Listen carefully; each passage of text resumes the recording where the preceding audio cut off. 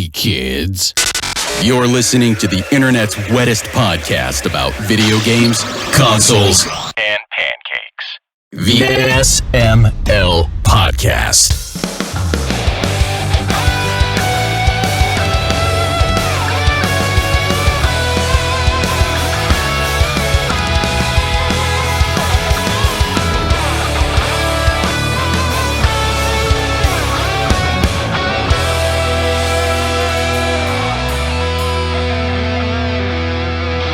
What's up, everybody? This is the SML Podcast. I am your host, Joe. We have a fun show lined up. The PartyCast is going to be here later on in the show to talk reviews.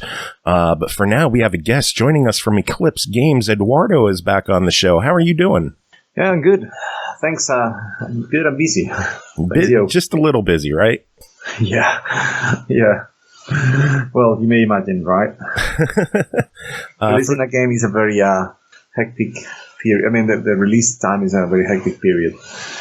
But, you know, it's a good one, too. It's when you get to see the results of your work and you spend like a year and a half or something like that. I mean, it's been almost 20 months since we started working on the Super Toy Cars Offroad. So, yeah, finally seeing it out is both a reward and it's kind of like a relief, too. If you know what I mean. Yeah, I remember you talking about it the last time you were on. I don't remember if you mentioned it on the show or off the show, but you did mention you were working on a new Super Toy Cars game, and you were looking at doing like an off-road style game. For the people who don't know what Super Toy Cars Offroad is, give us the sales pitch quick. Oh, well, I don't have it in front of me, so I'm not, instead of reading the one that I usually give to the press, if that's okay, I'm going to give you kind of like a different one. Basically, it's Super Mario Kart meets Moto. That's what we wanted to do anyway.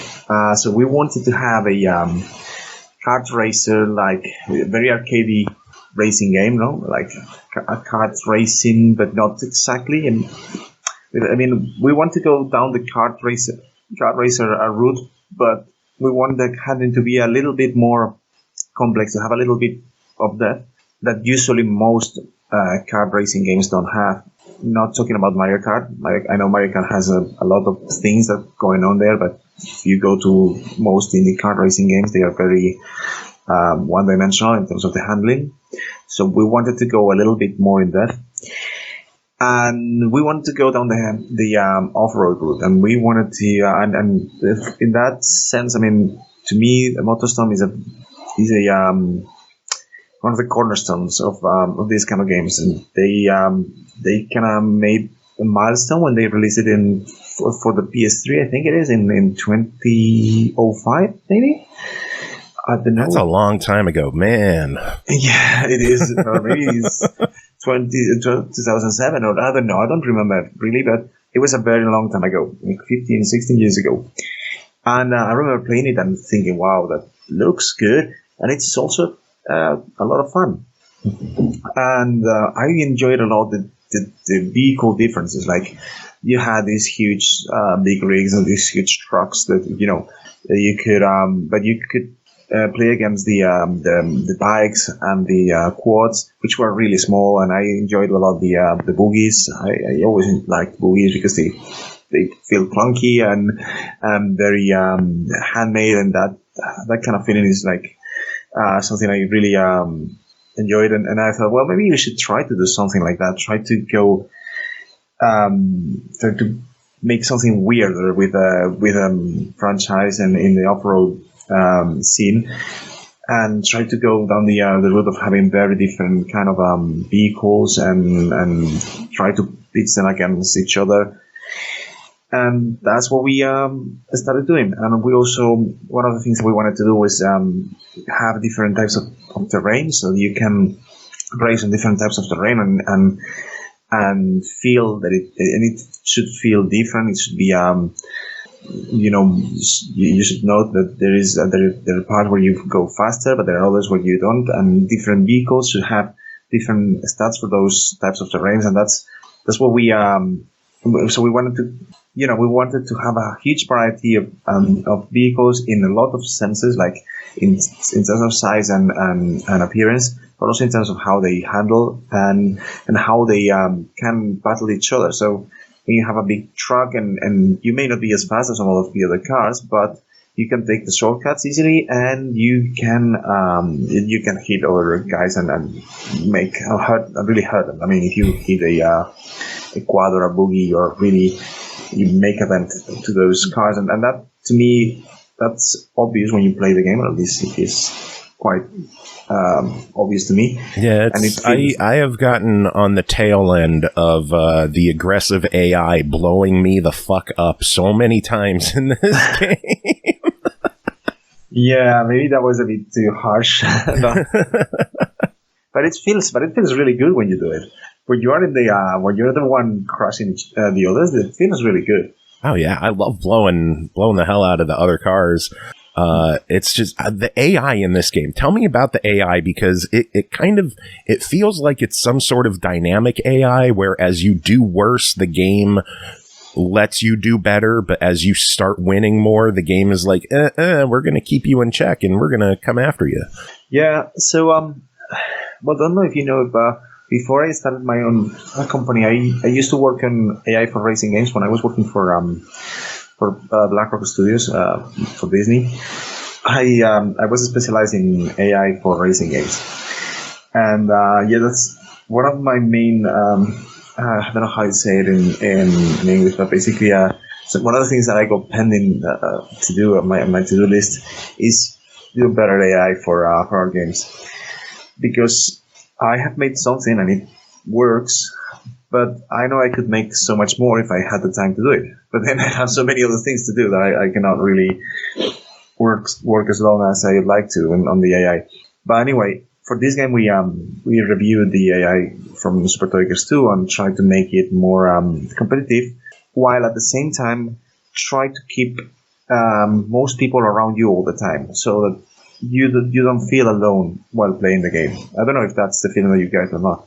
For the most part, yes, but I do notice a few races, like if someone gets out in first place and there's a group of people fighting for second or third, that first place guy is just going to pull away, and I can never catch. Like they'll get quarter of a lap ahead of me, and it feels like there needs to be some kind of item in the game that allows for you to attack the first place, like a blue shell kind of item, one of those dickhead items that everybody hates, but it's really necessary to keep the game fair. Mm. Yeah, I agree. That's one of the issues that we have, and that's one of the areas where the AI could improve a lot. It's sometimes what you say happens. Like there is one guy and he just pulls away, and there's no way to reel him in because he's too far away for any of the power-ups to affect him, and that's annoying. Which it's something that maybe we are currently getting ideas for Super Toy Cars 3, which is one of the games that we are working on. One of the games you're working on? You got a couple of games in the works? We have more than one, yeah. I cannot talk about the others. But yeah, we have at least Super Toy Cars 3. We want to in Super Toy Cars 3, we want to gather all the feedback, and we're not gonna go, as opposed to Super Toy Cars Offroad or Super Toy Cars 2, where we have developed a lot of work. We have done a lot of work in getting new environments full of new stuff, completely everything. Almost everything in Super Toy Cars Offroad and everything in Super Toy Cars 2 was done from scratch. All the cars, all the vehicles, all the vehicles are completely new in both games, and all the environments in Super Toy Cars 2 and 97% of the environments, the things that you find in the environments in Super Toy Cars Offroad, have been done from scratch, and that's kind of a shame because you got really lots of good work and good art, and you've only used them a little bit. I mean, in one or two levels, and you can barely see them. So we are gonna try to make the most of what we have, create new items and create new environments, but trying to reuse what we already have, and improve over what we already have. I mean, I believe that the handling model right now feels good, and we should improve the physics, because when you crash, sometimes it does nasty things, and that's something that we want to improve. But we want to keep the handling and a little bit of it, and the same thing with the AI and with everything else, and basically, what do we have?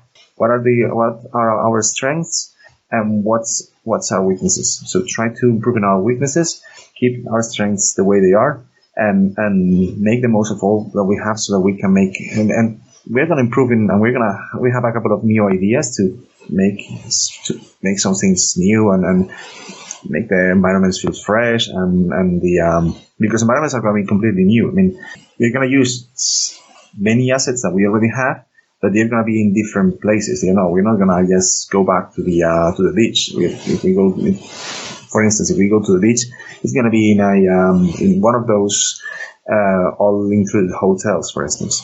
And yeah, so you're going to have a little bit on the beach, and then you're going to have a little bit in the swimming pool, and then so it's going to feel completely different to what you've got now.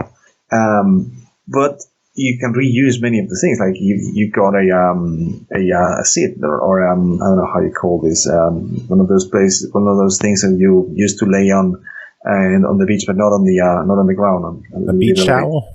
What? A beach towel or a chair? Chair, yeah, like a chair. Like a beach chair, right? We got one. Well, we can use it. Why not? I mean, what's keeping us from using it again? Who's gonna care if we use it again? If it looks good, and maybe we can change the color. Instead of being blue, it could be green or red, and then all of a sudden it's completely new. I mean, you have the assets. You might as well make use of them, right? That's it. But it's gonna feel different because it's not gonna be the same environment. It's just using the assets and mixing the assets from different levels into a different environment. So, you know, trying to be smart about that so that we can keep the cost relatively low. Like, well, it's going to be still expensive. It's going to be probably similar to what other games have been, a little bit lower. But we're going to try to make a lot more content. So we're going to try to use most of the cars from Super Toy Cars 2 and Super Toy Cars Offroad and cram them in the same game. Try to think of ways of how both games can be combined and try to make a lot of content for the game, so you get a very big game with lots of levels and lots of and a career mode that is long enough, and lots of vehicles, lots of paint jobs, lots of unlockables, characters, and so on. But trying to be smart about it and trying to have lots of assets and trying to improve on and trying to make basically. I believe we have a solid base with Super Toy Cars Offroad, and try to be smart about it and make a better game. And what do you mean by make a better game? What kind of downsides are you looking to fix or looking to improve upon? So there are some things like what I told you. Sometimes the physics is not as good as it should be, or what you said about the AI. Sometimes it pulls away and you cannot get it. So we could try to think of and we could try to think of different ways. Basically, improving the AI is one of them, but it's not the only one. Maybe you can add a blue shell like power up, which could be a good idea. We have a couple of game modes that didn't make it to Super Toy Cars Offroad because we didn't have the time, that we are currently prototyping. One of them is going to be a boss-like mode, which we really wanted to have, but we didn't have the time. And then we want to make sure that most of the stuff that is criticized on Super Toy Cars Offroad is fixed for Super Toy Cars 3. Try to make sure. And we have a surprise that we've been meaning to put in many games before, but due to time constraints we haven't done. And that's something that I don't want to speak about, but that's again something else that I believe make the environments and the levels feel fresh and new and different from other games. So there's a secret you want to put in, but you're not telling us. Yeah, I hope it's the teasing. And I hope it's worth it. But I cannot talk about it. The game is like 2 years from now to be released, or at least a year and a half. So it'd be like I don't know if you say like throwing a stone to your own like I don't know, like roof. I don't know. That's not that. It's something that you say in Spanish. I'm sorry, I don't know how to say it. But basically, it would be counterproductive to talk about something that maybe even we cannot get it to the final game. I believe we will, because we are already prototyping it, and it's looking good, and we are excited about it. But it's you never know what's going to happen. It's when it's so far away. Well, I have an idea for an item that you can use in the game. You need a blue shell type item. We mentioned that. So what you can do is when you collect this item, it launches out a stack of pancakes that falls on top of the lead car. And our buddy George, we have a sound clip that we play on the show where he screams, "Wet pancakes!" And you could just have the pancakes fall on top of them, have that sound clip go, "Wet pancakes," syrup go flying everywhere. That's my awful idea for this episode. Well, it's not so bad. I mean, I don't like the pancake thing because it's hard to make food look good. Just use syrup then. Yeah, particularly syrupy, because it's gonna look weird. It's not gonna have the right physics and so on. Although if you get it to look right, it looks really good.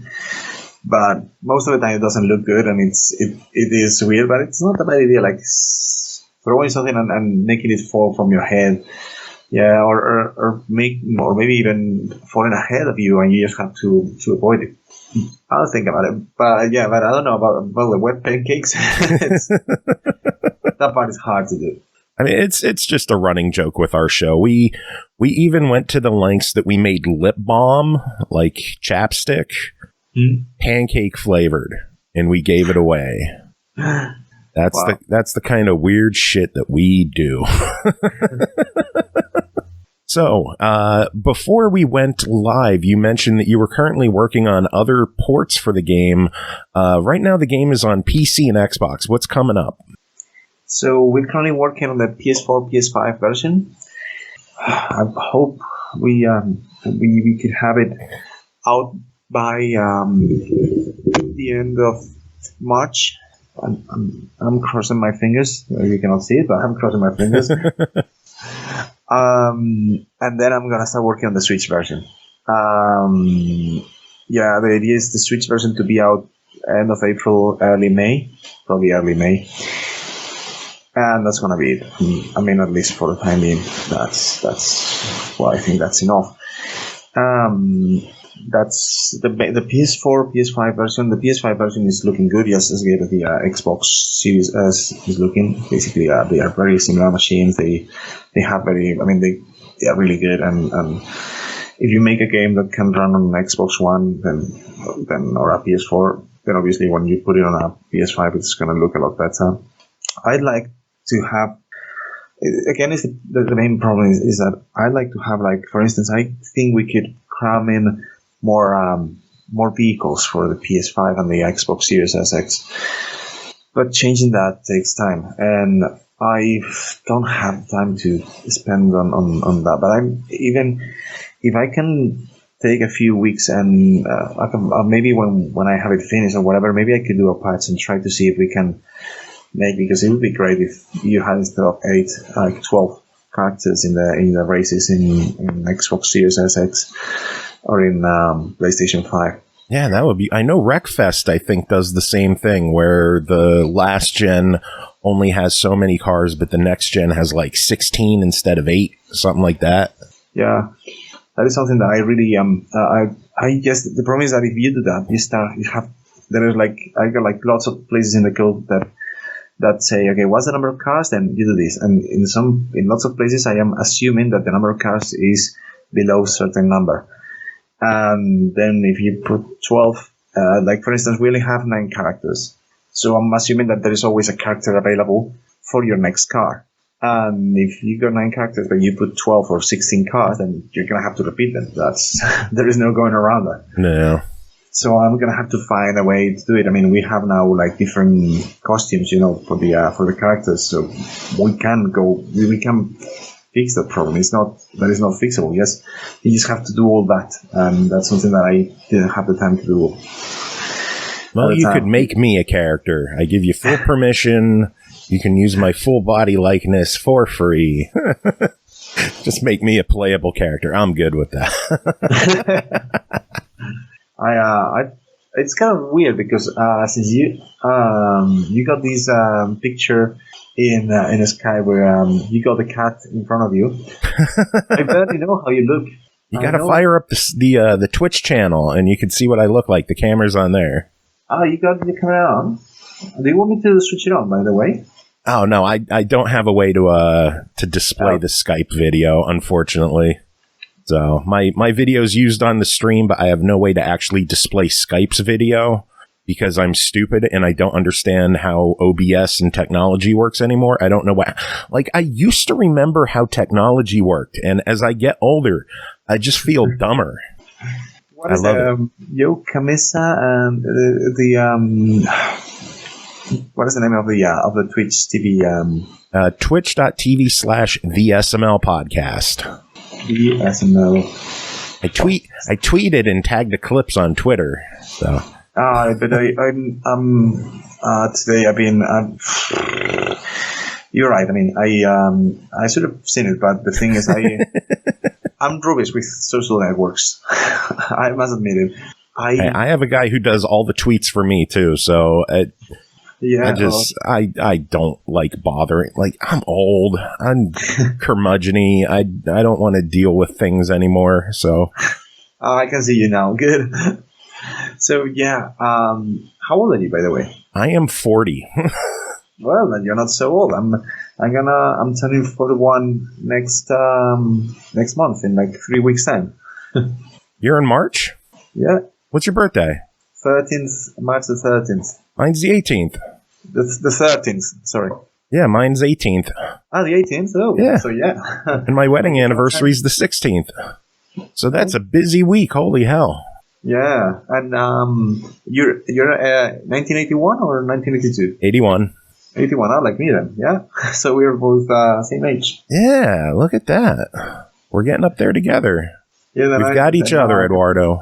I can understand that you. I feel all with social networks too. I feel like, I mean, I don't feel like writing about me and what I do all the time. I mean, in my personal social networks, they're almost empty. I barely write on Instagram, and when I do, it's mostly sports stuff. I like doing some calisthenics and stuff like that. And I sometimes like once every 2 months or something like that, I post something, and that's it.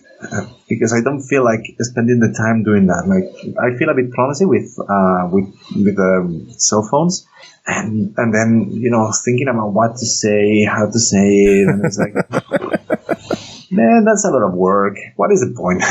That's effort. I don't have time for effort. I'm a busy guy. I have naps to take. Yeah. And all the effort I have to do, I'd rather do it for work, because usually it pays off. Not always, but usually it pays off. And that is just the other part is just narcissism, a little bit of narcissism, or that's how I see it. Like, you like to see yourself good in Instagram, and you like your fabs and your hearts or whatever it's called, or likes. I don't know what's the name. We got to get on Instagram. I'm not on there. I don't use that. You're not there? No.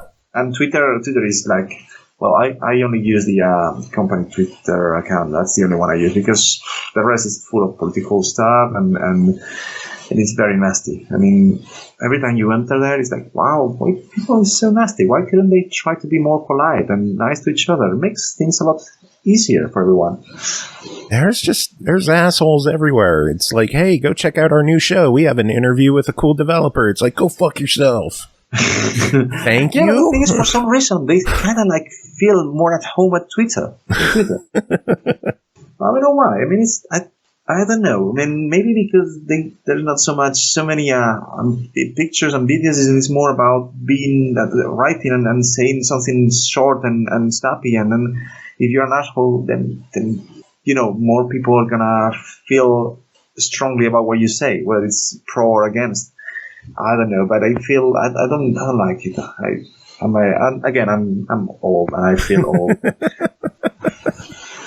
Our friend Carnage in chat, he says he is enjoying Super Toy Cars Offroad and his video should be up soon. Seemed like a lot of people are enjoying the game. It just came out. What are the early thoughts on the game? What's the early reception been like? I've been trying to follow the reviews. I've been reading like a bunch of them. I try to read every review, at least every review I can read in English or Spanish. I mean, I cannot speak any other language.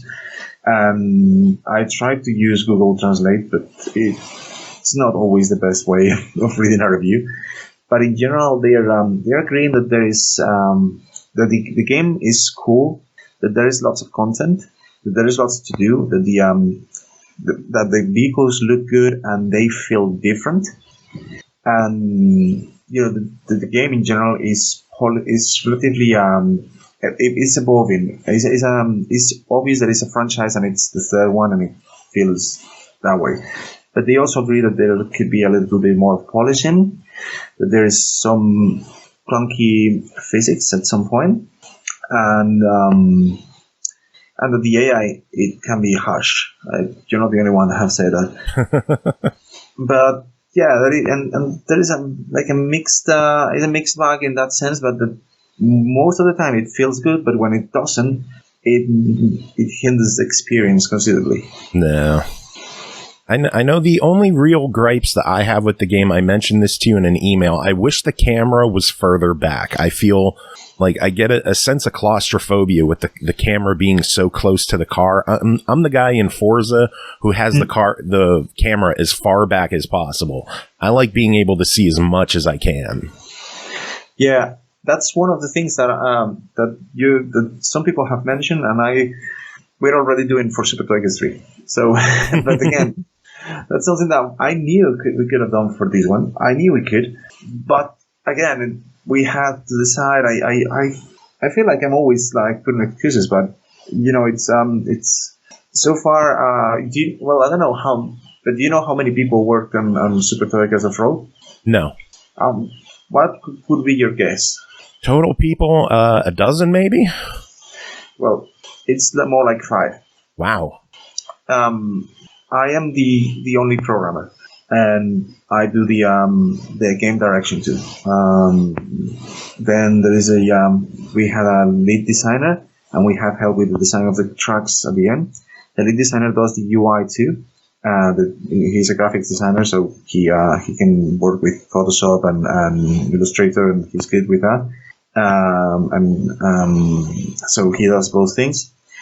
We have help at the end with the track design, and we had two artists, one for the vehicles and one for the environments, and that's basically it. Plus the help from Tyson, the invaluable help from Tyson for the music and that stuff. But it's like that's about it. I mean, the lead designer is the one who did all the most of the sound too. So most of the sound design is from here, it's his too.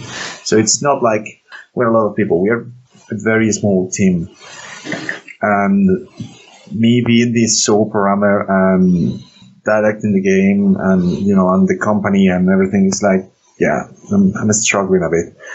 For the next one, I'm getting someone else because I believe we are in a financial situation that we can afford that. So I'm gonna be doing less programming, hopefully, and I got someone to help me with that. But it's hard to do, and that's why I use that excuse of not having enough time. But I believe it's true. I mean, when you're the only one programming on such a big game, I mean, there's only so much one person can do, right? Yeah, and there is a lot of code in that game. I mean,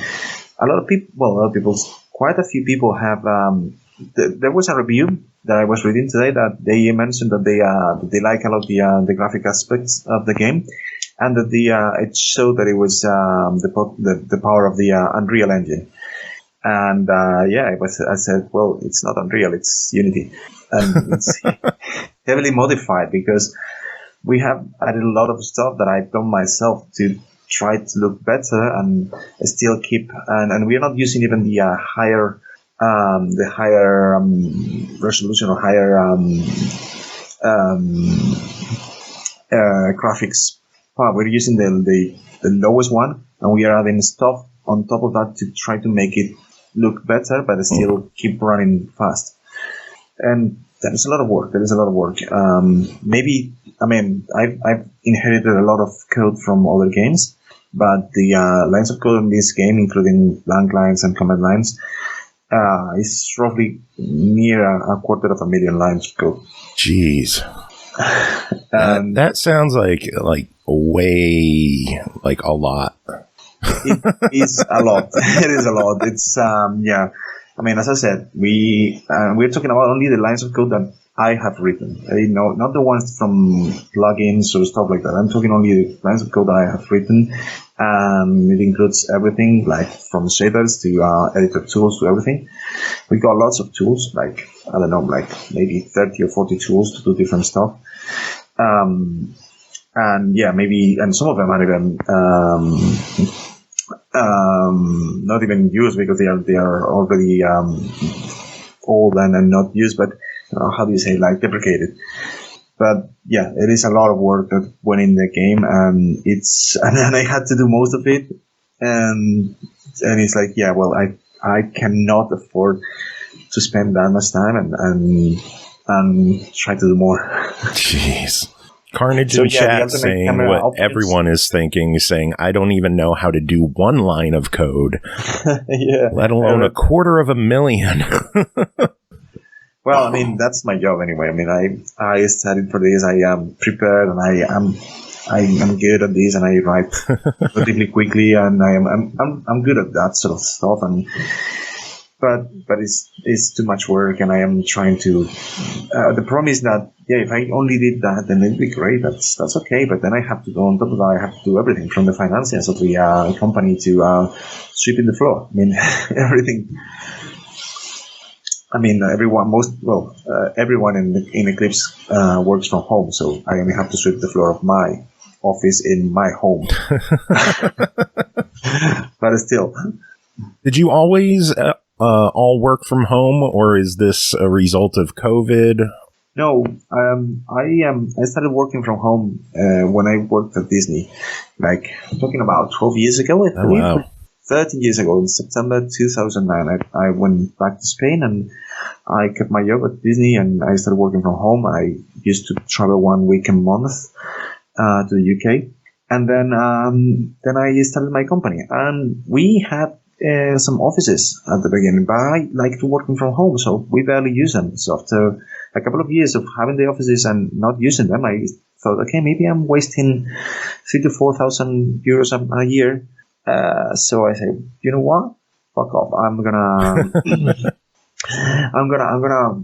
decide that this is gonna be all working from home, and the thing is, if you get the right people, it works very well. The problem is that not everyone is suited to work from home, or that's the way I see it.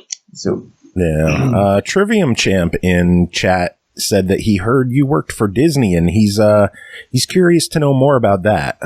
Well, yeah. So I worked for a company in the UK called BlackRock Studio, which before was called Climax Racing in Brighton. And that company was bought by Disney 2006, 2007, I don't remember. And they were behind Pure and Split Second. I actually worked on both. Two incredible games. I fucking love both of those games. I think I mention that every time you're on the show. Yeah, I am very proud of the work that we did there. I'm really proud of being. I'm really happy that I had the opportunity to work with that team. There were really talented people in that company. I'm really proud of the work that we did there. I'm really proud of Pure. It was a really cool and fun game. and Split Second was really good looking and really spectacular.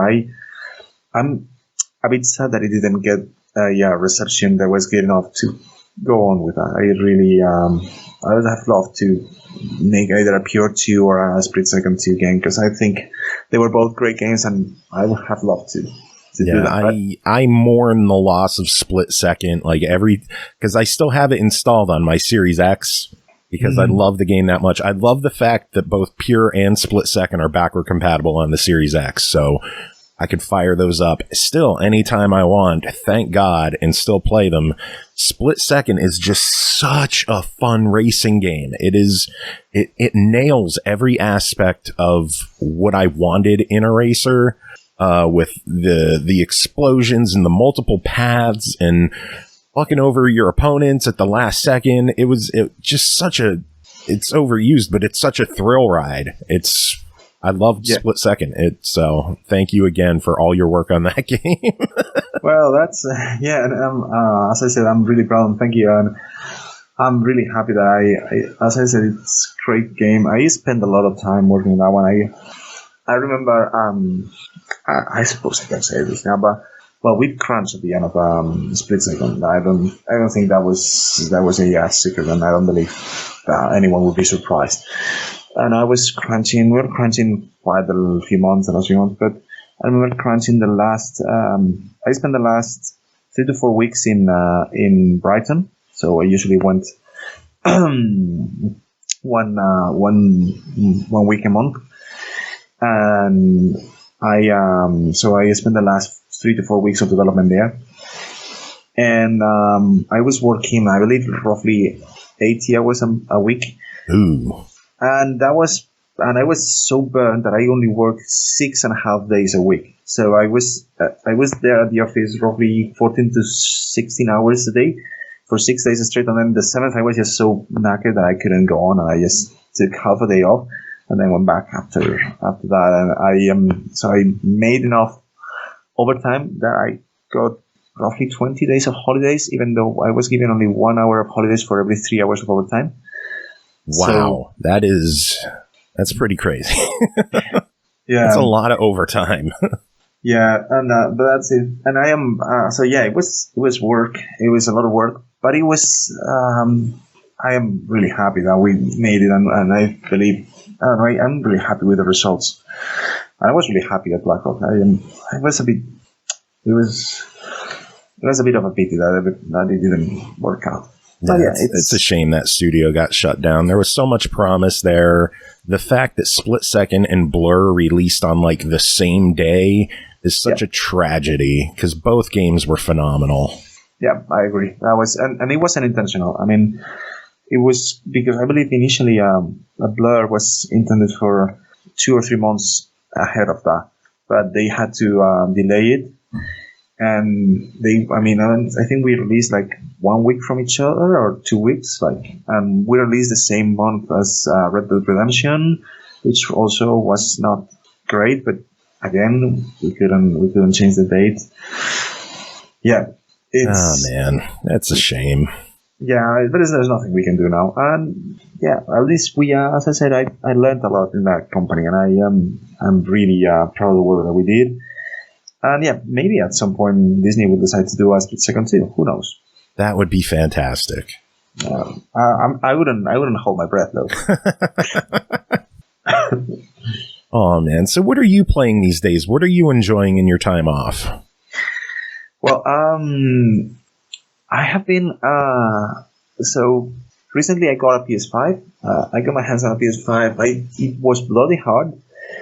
But I wanted to be able to play PS5 games because I was doing a PS5 game, and I wanted to understand, there's some kind of requirements that you have for a PS5 game, just think about the activities and so on. And, I'd rather understand what the hell they are. Yeah, it's good to know what you got to do.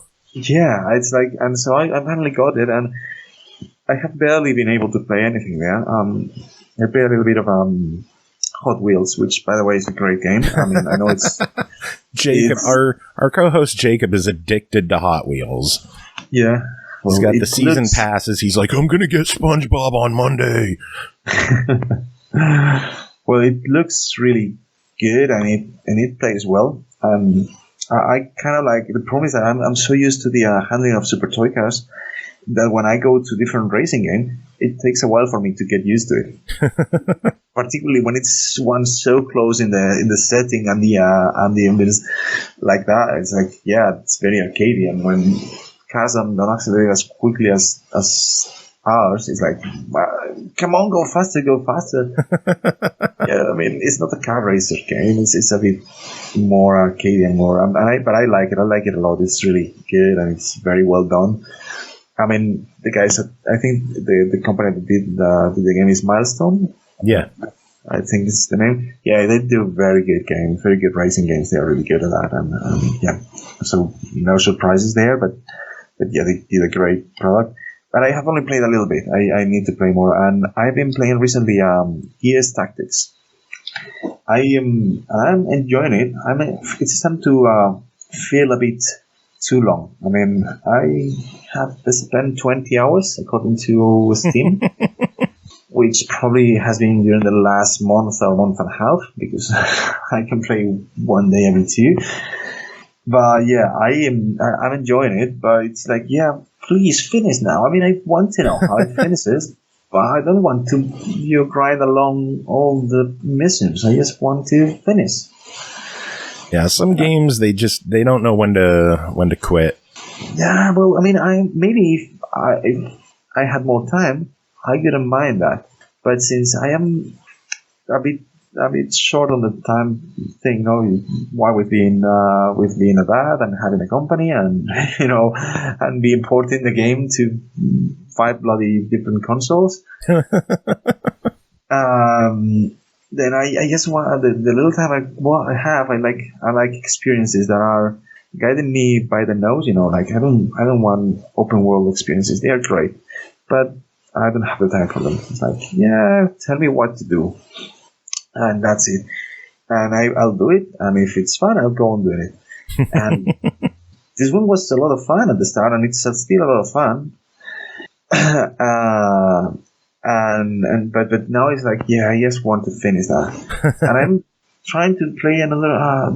I got Iron Harvest prepared to play too, and I don't know, maybe and I wanted to play a few other games. I played a little bit of Unpacking with my family. I love that game. I adored Unpacking.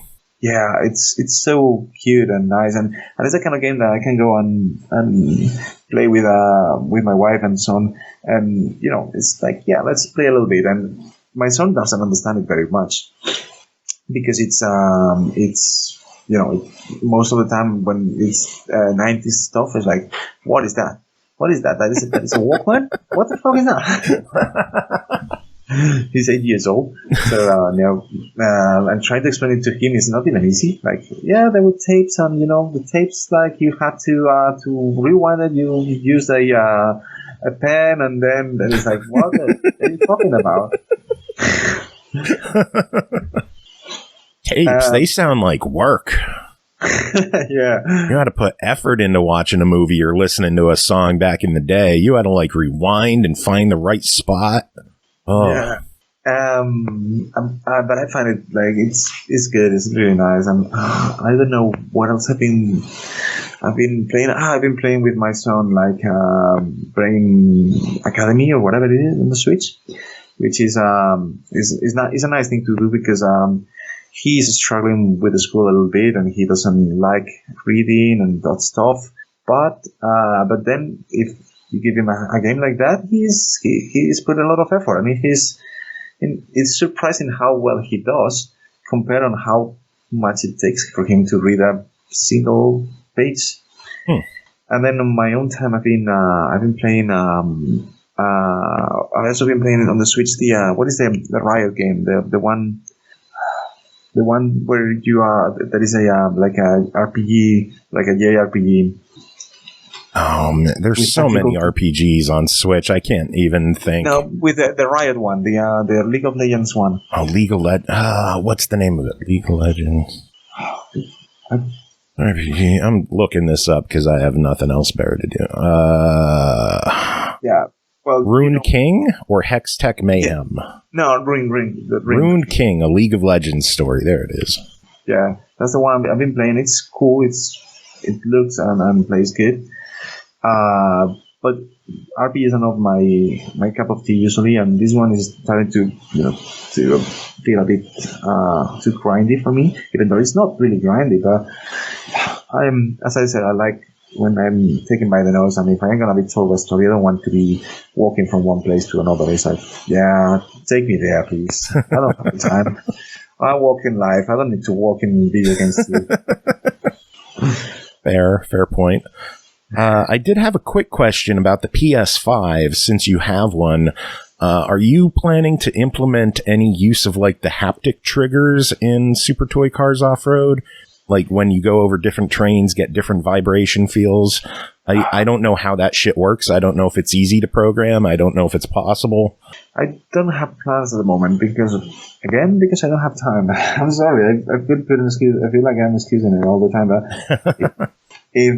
but yeah, I'm currently trying to get a steering wheel to work with the game on PS4 and PS5. At least one that I've been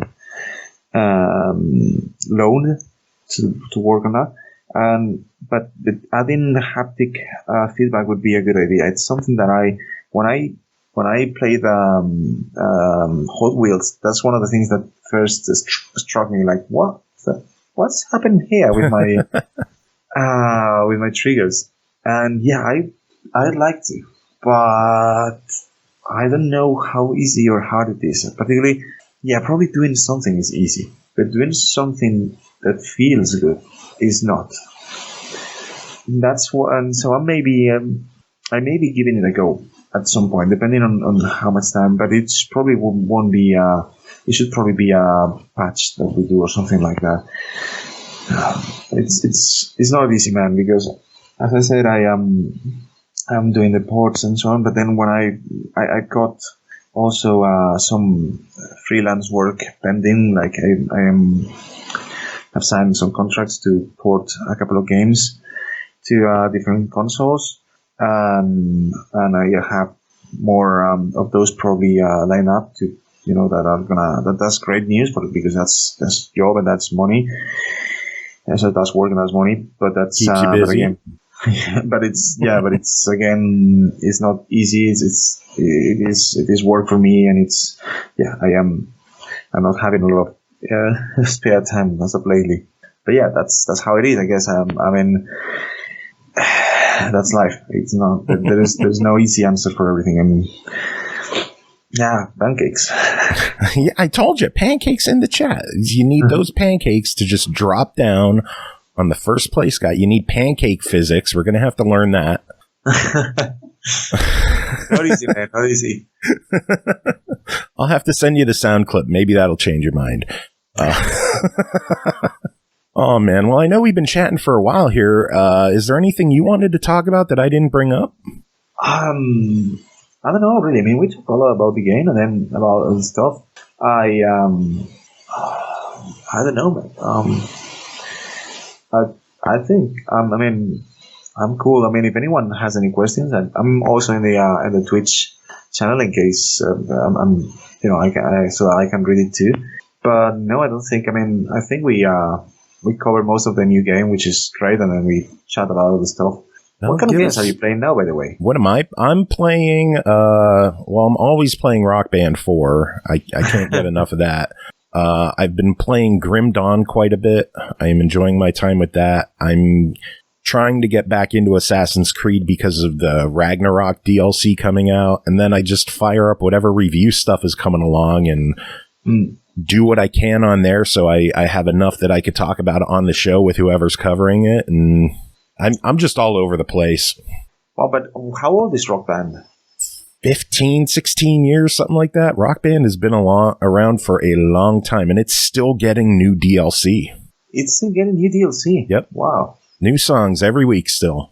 They took a couple of years off after Rock Band 3 ended, but when Rock Band 4 started back up, it's been DLC basically every week since. They've missed one or two here or there for like holidays or whatever else is going on, but they've been consistent. There's almost 3,000 songs in that game. Wow. I didn't know that. Wow, that's impressive. That's a lot of work, and well, I guess they can they can make it relatively easy now, but still, it's impressive that they have kept that game alive for so long. Yeah, I hope it stays alive. They were just picked up by Epic to do shit in Fortnite, but I hope they leave them a little bit of staff and money to do Rock Band still. Yeah, well, if it works, why change it, right? True. Hope so. We'll see. But give us all the information about Super Toy Cars. How much is it? Where can we get it? I mean, should Kanich asked? Did he ask about? I understand that he asked about DLC or title updates for the game. Anything there? I didn't even notice that. You're ahead of me. Yeah. I just read it and I was like, yeah, that's a good question. I mean, there is no plans for DLC right now. The reason being that usually we don't sell enough that DLC would make sense. Usually, if you get your game on one of those Game Pass or PlayStation Plus or stuff like that, making DLC is usually a good idea because you got lots of copies, and then there's like lots of people that have played it, and when they see new DLC, they're like, well, I can go and play and buy this. It's very cheap, and then I can enjoy this a little bit longer or whatever, or it's more stuff of what I like. But getting, I don't know, for instance, if we sell 10 to 15,000 copies on Xbox, that would be a lot of copies for us. That would be great. If you assume that in DLC is going to make like 10% of the copies that you have sold, and probably that is even being optimistic, it's not going to be worth it for us. It's hard for it to be worth. Well, if you get your game on Game Pass, then you probably get 100, 200, 300, 500 downloads, 500,000 downloads, no? And then if you can get only 1 or 2% of those to buy your DLC, then all of a sudden you got 10,000 DLC copies that you have sold, and it's like, yeah, then it's gonna make a lot of sense. Oh, Carnage asking about of course he needs achievements. Carnage is the resident achievement hunter. He loves his achievements. So, any plans for title updates that might include extra achievements? I don't know what the requirements are there for those. I'm not sure, because I'm not sure it's easy to add achievements with free updates. I'm not sure, particularly if you have already completed the 1,000 game points, which you have to if you want to release a game on Xbox. I don't remember what are the requirements for that. And I know there's some indie developers or publishers like Zetalon. They have games like $5 indie games that have 5,000 achievement points in them. Wow. Through free updates every couple of months, they'll release a new update with like complete more levels or open more treasure chests, and they're just achievement farms. I don't know how that shit works, but I would love to see more games put more achievements in games. I think it's cool when games get updated with new stuff to do. Yeah, it's something I'll think about it. Carnage saying to get in touch with ID at Xbox about it. So. Yeah. Well, well, before that, I don't like to bother these guys. They're really busy, but I like to read all the documentation before bothering them, because they're really busy guys. But anyway, I'll check and I'll see. But the problem is that we don't have a lot of new content planned. Okay, we don't have any new content planned. But if we sold really well, then yes, we'll do some DLC, because if we sold really well, or we could. Or because of some miracle we get the game in Game Pass or in PlayStation Plus or whatever, then yes, we'll do definitely DLC. But that would be awesome if you could get it in Game Pass. I don't know how that works either, but that would be cool as hell. Yeah, it's not easy because there's so many great games on Game Pass right now. It's hard to get in there, but we tried, but it wasn't possible at the time. And I don't blame them. I mean, it's like you got really great games there. I just feel that our game could have fit there because there is not many kart racing games in Game Pass. They got Forza games, which are amazing, but they don't have many arcade racing games. But yeah, that's how it is, and yeah, we are. Well, I don't know. I hope that at least if we can make some money with Super Toy Cars Offroad and it's worth it, and we can go on living doing what we like, which is making video games, then I'm gonna be happy. Hey, that's the important part. Yeah, that's it. All right, so tell us, where is the game? How much is it? What do we got to do to get it? Give us all the info. Okay, so Super Toy Cars Offroad is out now on Steam and Xbox. It's $19.99, but it's got some sale deals, right? For the release deals with, 15% maybe. I believe it's 15% off. So if you get it this week, you're still getting it for $16.99, I think. And it's it's available on as I said, on Steam and Xbox, and it'll be out in a few months' time on PS4, PS5, and the Switch. Sweet. And where can people keep up to date with you and what you're doing? We know it's not on Twitter because you don't like Twitter. Yeah, that's the only thing I put, and I like to retweet every now and then stuff, and I write every so often, like not very often, but every now and then I write some things on Twitter. And that's the thing. I mean, because we don't have that's the problem. I am rubbish at that. I am really rubbish in the marketing and communication department. I'm good at programming, but programming is something that you do alone on your own time. I mean, alone in silence or with music, but that's it. And people are not bothering you. You don't have to interact with people. That's what I do well. And if I have to interact with people, it takes a lot of effort for me, I do it if I have to, but it's not the things that I do well. I'm a bit of an introvert guy, I guess. I know the feeling. I like being to myself too. So. Well, but you direct a podcast. You got good people skills. I mean, they're okay people skills. I could fake it enough to get through these things. Yeah, well, maybe. I mean, I guess I'm a nerd. That doesn't have I mean, in English doesn't have these bad connotations anymore, or does it? But I don't know. Nerd is it like a bad word or not? Not really. No, I'm a nerd. Anymore.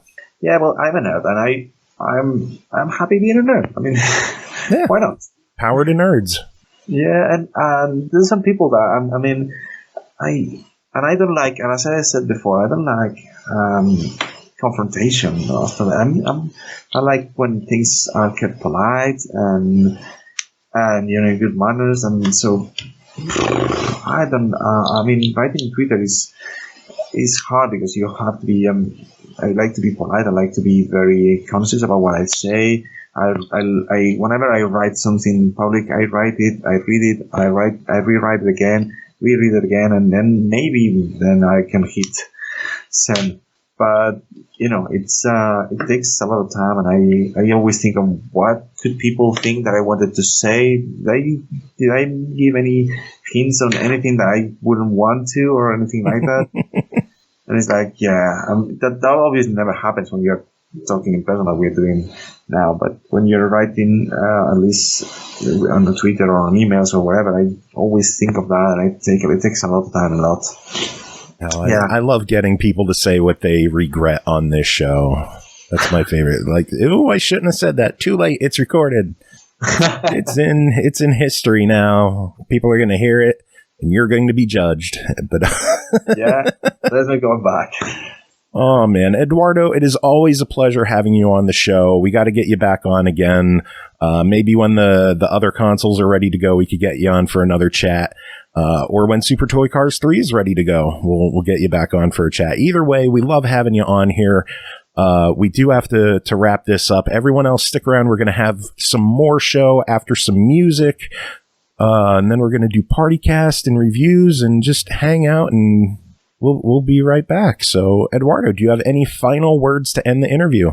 It's my pleasure, man. I mean, it's always a pleasure talking to you and your soft, nice voice. It always amazes me. I mean, now I can put a face to that voice. It's kind of even weird. I didn't expect it, but yeah. Anyway, it's always a pleasure talking to you. You know it, and I always enjoy it. So I'll be more than happy to join you anytime you want.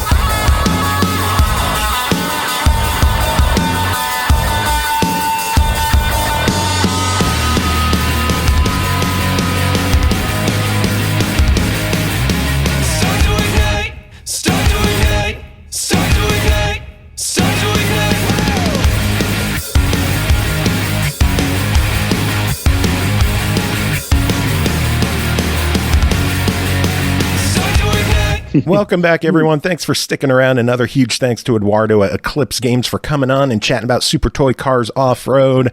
Moving on, we have a lot of show to go. The PartyCast is here. Tim is here. Pernell is here. Chris is here. And Brooke is here. How's everyone doing? You know, Game Boy Advance playing and all that. Just enjoying my Game Boy Advance over here. You're not playing a Game Boy Advance, Pernell. You're just... Well, that came out of nowhere. You don't know that. I could be playing a Game Boy Advance, and you would never know. You're not. You would. How do you know? Because I know. No, you don't. You're just trying to bring up things from before we started recording. I just happen to love the Game Boy Advance. Dick. Joe's having none of this. Pernell's being a dick. But that's what I'm doing. We didn't have to go down that road. I'm just telling you I'm playing a Game Boy Advance. That is it. Joe was wrestling control over his own show for the first time since the show began. He's finally had enough. He's in here all like, okay, we need to start the show. Everyone needs to be quiet. Pernell, stop trying to pull things back that we were recording. I feel the power enveloping me. How's everyone else doing? I'm talking about Game Boys and that. Nobody else told me about their Game Boys. What are you guys doing? Man, I had the purple Game Boy Advance. I don't know what color y'all had. I had that dark purple, solid. I had an orange one, the Torchic orange Game Boy SP from Japan. I imported that fucker. Nice. I just sold it last year, though. I figured it's been sitting on my shelf collecting dust. It was time to move on and be loved by someone anew. Did you turn a good profit on it? Mm-hmm. Well, that's what I like to hear. Yeah, definitely. Mine was just white. Oh, that's boring. It was also from Japan. Nice. And Walmart. Oh, I was gonna say Walmart gave no fucks, and they sold me all the launch games about a week early. Nice. Hell yeah! Wow. That's right. I've been giving up on Circle of the Moon since 7 days before day one. Sorry, Brooke, I keep talking over you. What's up? Oh no, I was just reminiscing to myself. I had the 3DS with the black case with the gold like Ocarina of Time and stuff on it from Zelda. Yeah. That was like my big collector's item I splurged on. That to this day is the only console of any sort that is sitting on my shelf collecting dust that's not being used. And I beat it up. It's not really resellable. It's got a lot of damage, so I'm gonna hold on to it. Some people buy the love. It's like, hey, this console I dropped 5 times, got a nick in the corner. Just showed you I care. $300. Personality. Cool. It's character. It's building character. That's what those scuffs and dings are. It's character. I always get to consoles before like special editions show up, so I always just have kind of a vanilla device. What you're saying? You're not a Nintendo suck up and buys like 5 versions of it, and I'm saying that knowing that I also do that. I mean, I wouldn't go that far. I had so many different Game Boy Advance SPs because they just kept releasing different versions. Yeah. Like I wanted the NES one, I wanted the pink one, I wanted the blue one. I did get the NES P. That's the one I still play. That's the one I'm playing right now. Is the NES P. Oh yeah. The NES P is not only my most valuable of my SPs, but it's also the one I use the most. So it's worn out. I need to change out everything on it. I knew how to change things out. Cause I actually broke because basically a friend of my brother's girlfriend used to work for I don't want to call it an orphanage, basically like a child care center. And someone donated a whole bunch of Game Boy Advance SPs. And when they were closing up at one point, they just gave her a bunch of them. So she gave them all to me. So I had a stack of SP specifically intended to play, was that Zelda 4 Sword Adventures? But then someone was like, you should play Harmony of Distance, the Castlevania game, to give it another chance because I've been trash talking it for years. And I was like, oh yeah, I'll do that. Correctly, by the way. Hey. So I took a crack at the fact that it's a clamshell case. I was like, I'll just put it in my pocket and walk around. Knowing I had been traumatized in the past for putting things in my pocket and them coming out broken. Well, I should have heeded the past because it happened again. I have a Game Boy Advance SP upstairs with a shattered screen. Still turns on, but it's a shattered screen. So I would need to replace it for it to be functional again. But did you sit down with it in your pocket or something? Yeah, but it was in my pocket. It wasn't in my back pocket. It was in my side pocket. But nonetheless, I sat down in my car, drove somewhere, got out of the car, and it was shattered. I always used to put my SP and my DS and my 3DS in my pocket, and I never, ever, ever broke them from them being in there. I had one friend who put a quarter. He had a quarter in his pocket. The quarter somehow ended up in the game slot of his DS, and it shorted it out. No. Oh my god! Why didn't he have a game in there? That was my question. But what are you doing? It's still a shock that a quarter still manages to rest its way in there. It shorted out. That's not how DLC works, people. You gotta just start the coin. They'll just take it. Nintendo zaps your money. It's not a coin slot. Yeah. My sicko portable behavior is that I am all of them are okay. So I did go base Game Boy Advance to SP Lite, but now all of my portables are all a black and red color scheme, which involved reshelling my Game Boy SP. It is involved importing a black and red Vita from Japan, PlayStation Vita from Japan, because they released that over there. Ooh. And then I got a black and red PSP 3000, which I think was also Japan only. They get all as much as we get occasional cool colors, Japan gets all of the cool colors. They do. So I went out of my way reshelling my SP, and my DS and my 3DS were already set. So I need to get my hands on a black and red, one of the Play It Loud Game Boys, original Game Boys, and then I think I'll be happy. That was probably the most extreme Nintendo ever got. And at last, I will be happy. At last, I will be happy. Oh, games.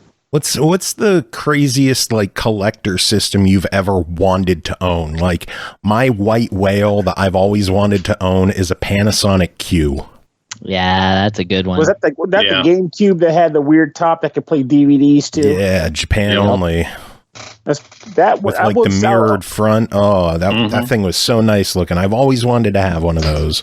I didn't have a system like that in mind, and for the most part, until one day I remember, like Joe Jamin. He had this. I don't even know what it's called anymore. Stop it, you. He had this machine whose name I can't even remember anymore, but it was like a game console, but you could pull out like slots from it to basically put a different system inside of it, and it played like the Sega CD, the Turbo Duo, like the 3DO. It pretty much played a bulk of like the late 90s CD systems on one box. And it was this really cool device that he had. I'm like, oh man, where'd you get these? He's like, I imported it. I'm like, that sounds unofficial as fuck. No, it was a real machine. I just don't remember what it was called. Like, it was an official machine. It was like probably Panasonic branded or something, but basically it was an official machine, but it was, I guess, licensed through other parties. I don't know. I was just enamored with its existence. Aside from that, I got my white whale, which is the Turbo Duo. Nice. I would say the that anniversary PlayStation system, but I wasn't concerned about the shell so much. I don't really count shells as much. It needs to really want a Turbo Duo.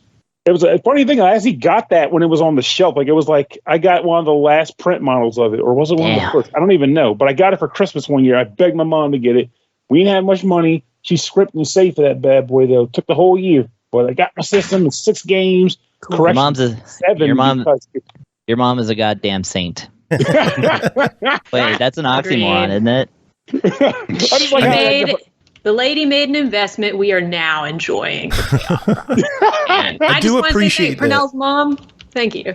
Yeah, I appreciate that Pernell doesn't know if it was the first run or the last run, and it was so short-lived it could be either. It could be both. Thing is, like, I've heard people they've claimed that there was a version of the Turbo Duo that didn't come with the 6-in-1 disc and all that stuff. But I'm like, I thought that was the only way you could buy it.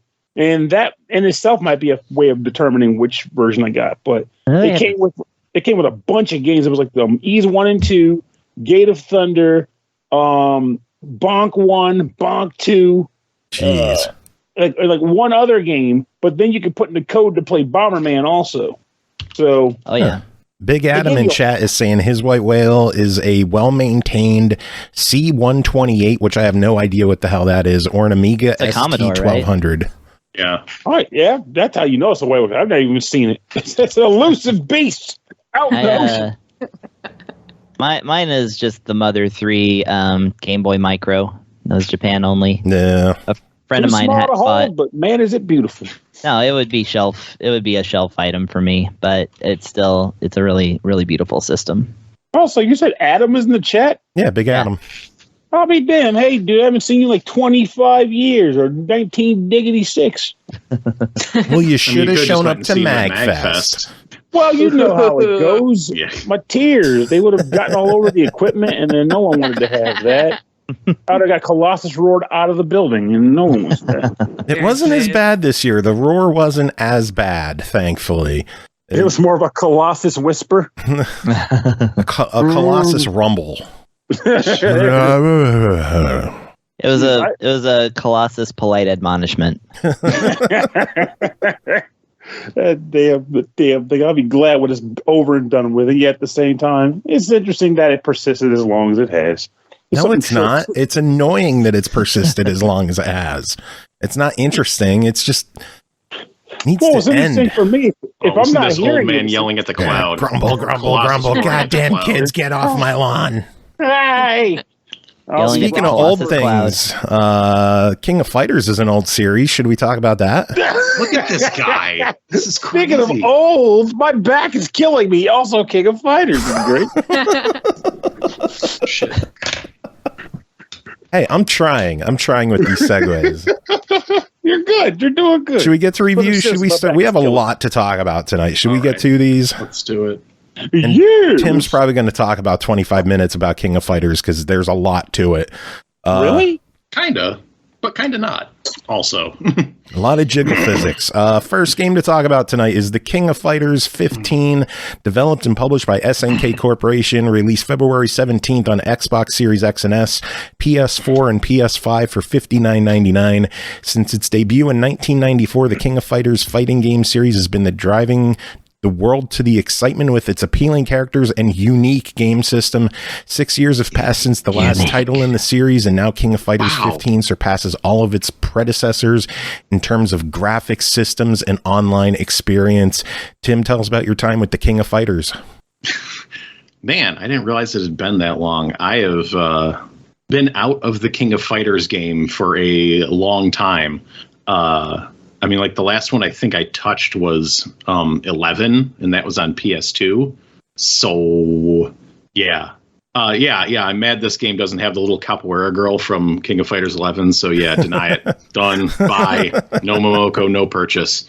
Could be DLC. Anyway, yeah, maybe. They announced some. Well, we'll get to that.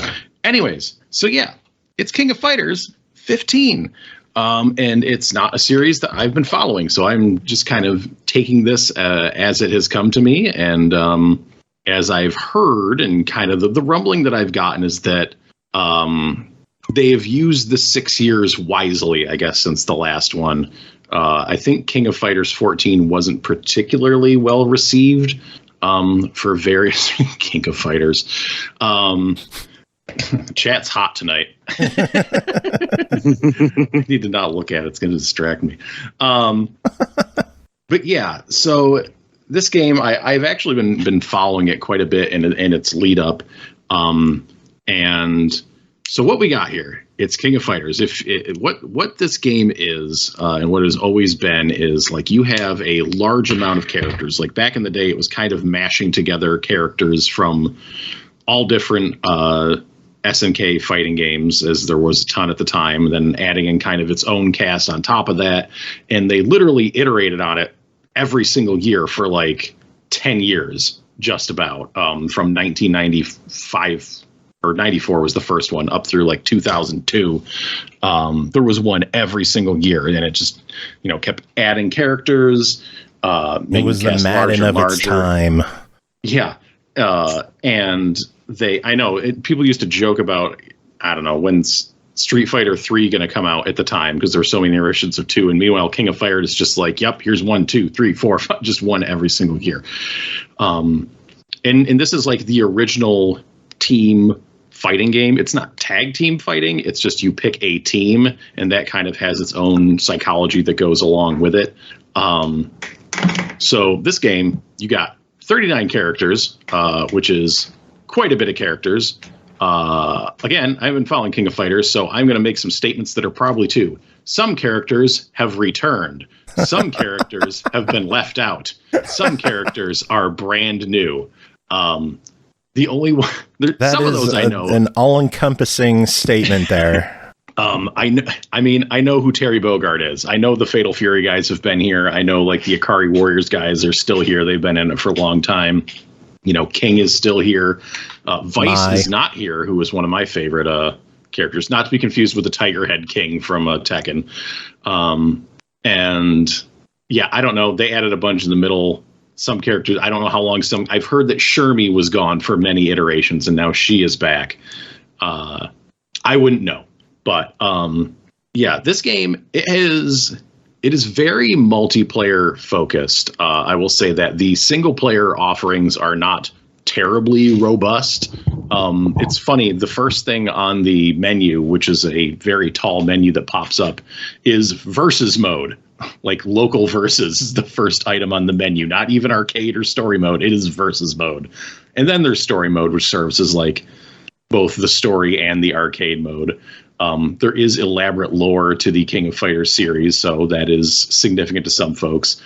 And then there's training mode, and then there's like a whole bunch of options for multiplayer, but then there's the mission mode and your options and like some customization things down like the bottom. But the meat of this menu is the juicy center, where it's all of your ranked match, casual match, room matches, like online training mode stuff. Just all kinds of stuff to service you playing online. It's not even a very flashy menu. It is just there to be functional and get you into the game. And fortunately, this game has rollback netcode, which is the thing that everybody wants in their fighting games these days. It's the thing that makes fighting games work online. And it has it, and it feels really good. Just like Guilty Gear Strive and Windjammers 2, playing this game online feels pretty close to playing against someone right there on the couch next to you. There is, of course, like some hiccups. It's not completely flawless. Though in my experience, usually if it hiccups, it's like right at the beginning of a match, and then it's like totally fine. But yeah, plays good. I did not have trouble finding matches at like normal person hours. Sunday morning was not the hoppingest time on the King of Fighters servers, but go figure. If you're playing in prime time, it's like no problem finding matches. Once a match is over, you have the option to do an immediate rematch. And you can rematch, like if one person each takes a game, then you can rematch a third time. Otherwise, you have to end the match. Or you could actually choose to do a room match and just take the person to a room and just keep fighting them. Which seems like a cool way to probably like make some friends playing this game online. Yeah, if you have some close matches, take it to a room, keep going, and start like actually, interacting with the person more, conversing outside of mother insults. Yeah, exactly. That seems like it could be a good way to help foster community, and I like that. As far as the actual fighting goes, like I mentioned, there's 39 characters. They're arranged into 13 teams. You don't have to pick characters by teams, and no one is going to. You can mix and match as you so choose. You have a meter that builds up. Meter can be used for EX moves, which are like juiced up versions of your regular special moves, which is a thing that I think Street Fighter IV started and several games have taken on since then. You, of course, have your super moves. There's this new crush. I forget what the actual name of it is, like some kind of crush art thing where you hit the guy and then they fly against the wall or they crumple down in front of you. It's just another, and it uses some meter to do that. And I think you get back, it uses a full meter and then you get back half of it when they go down. But yeah, anyways, so it's kind of pretty straightforward fighting game stuff, but what makes King of Fighters is that there are teams, and you need to think about your team's composition and the order of which you arrange your team going into a fight, and the kind of matchups that presents. Like when you get matched up online, it shows your team and the enemy's team, and you have the option to rearrange like your team's order if you see like bad matchups or if you want to try something different. Like if, for example, you have a grappler in your lead slot, like somebody who needs to get up close and like grab the enemy, and your opponent's lead character is somebody who throws a lot of fireballs, you might want to switch somebody else into the lead slot, or you might have a bad time. It's also relevant for, when you start a match, you have 0 meter, and some characters can make better use of meter than others. So you might want to put characters towards the end of your rotation that can use that meter for much larger damage. And you want to put characters towards the front that can just kind of work without it. Like I started having a lot more success online when I was just like, okay, you know what? Fuck it. I'm just going to grab Terry Bogard. Good old Terry Bogard. I'm going to put him in the lead slot because I just know what I'm doing with him. I know his moves. I've played as Terry Bogard for 25 fucking years at least. And I don't need any fanciness to get through a match with Terry Bogard, and go figure, I started doing better. And then it's like, okay, now I'm saving my meter for later characters. I did not get to try out every single character, but I can just from the characters I did try out, there is just massive amounts of variety in their looks, their speed, their move sets. There's a lot of command grabs in this game, which is awesome because I like command grabs. There is a man who is the king of dinosaurs, who is a pro wrestler with a giant dinosaur head on him. There's some pretty interesting characters in this game. He may or may not be the king of dinosaurs. King of dinosaurs may be to the Griffin what Mr. America is to Hulk Hogan. Definitely not the same person, but similar perhaps. Seems the same. But yeah, so having those, you kind of have these basic fighting game things, but then you have 39 characters to mix and match. And that is where kind of the variety and the replayability and the customization all comes from. And it is significant and it's a lot of fun. I found, like, just going online with a team that I think I can hang with, finding out I cannot hang with them at all. I mean, dude, you tried. I did try. I probably lost like my first 10 online matches. I was just getting absolutely shit stomped. But then it's like, okay, this character is not working at all, so I'm going to pull them out, put someone else in. Like, I love King of Dinosaurs, but I'm just not good enough with him right now, so I'm going to take him out, put somebody else in, move somebody here, then do this and this, and then it's like, okay, now I'm kind of, maybe it's because I lost my way to the bottom of the barrel, but and maybe it's because I got a decent team together, but it's like, okay, now I'm actually winning a few matches and putting some wins on the board, and that feels good. And I think just in general, like, it feels maybe a little more beginner friendly. Like, there is a kind of auto combo if you just mash the light punch button, which will just do a quick little combo and then automatically activate a super, which is something I think like Dragon Ball FighterZ did as well, and also kind of annoys me because I don't mean to do it, and then I spend meter and I'm like, well, I guess I shouldn't have been mashing. And I think there's one for mashing on a heavy punch as well. But like, the combo system seems pretty, I don't want to say simple, but it does seem like, okay, it's not that difficult to like string a combo together and start to see the opportunities where you can juggle characters, or it's like, okay, this move bounces them off the wall. So if I bounce them off the wall, they're probably wide open if I pop a super right after that. And it's only just like chaining like an EX move into a super move, but that's stuff that like I can see and I can figure out and perform. Like, I am not a fighting game expert.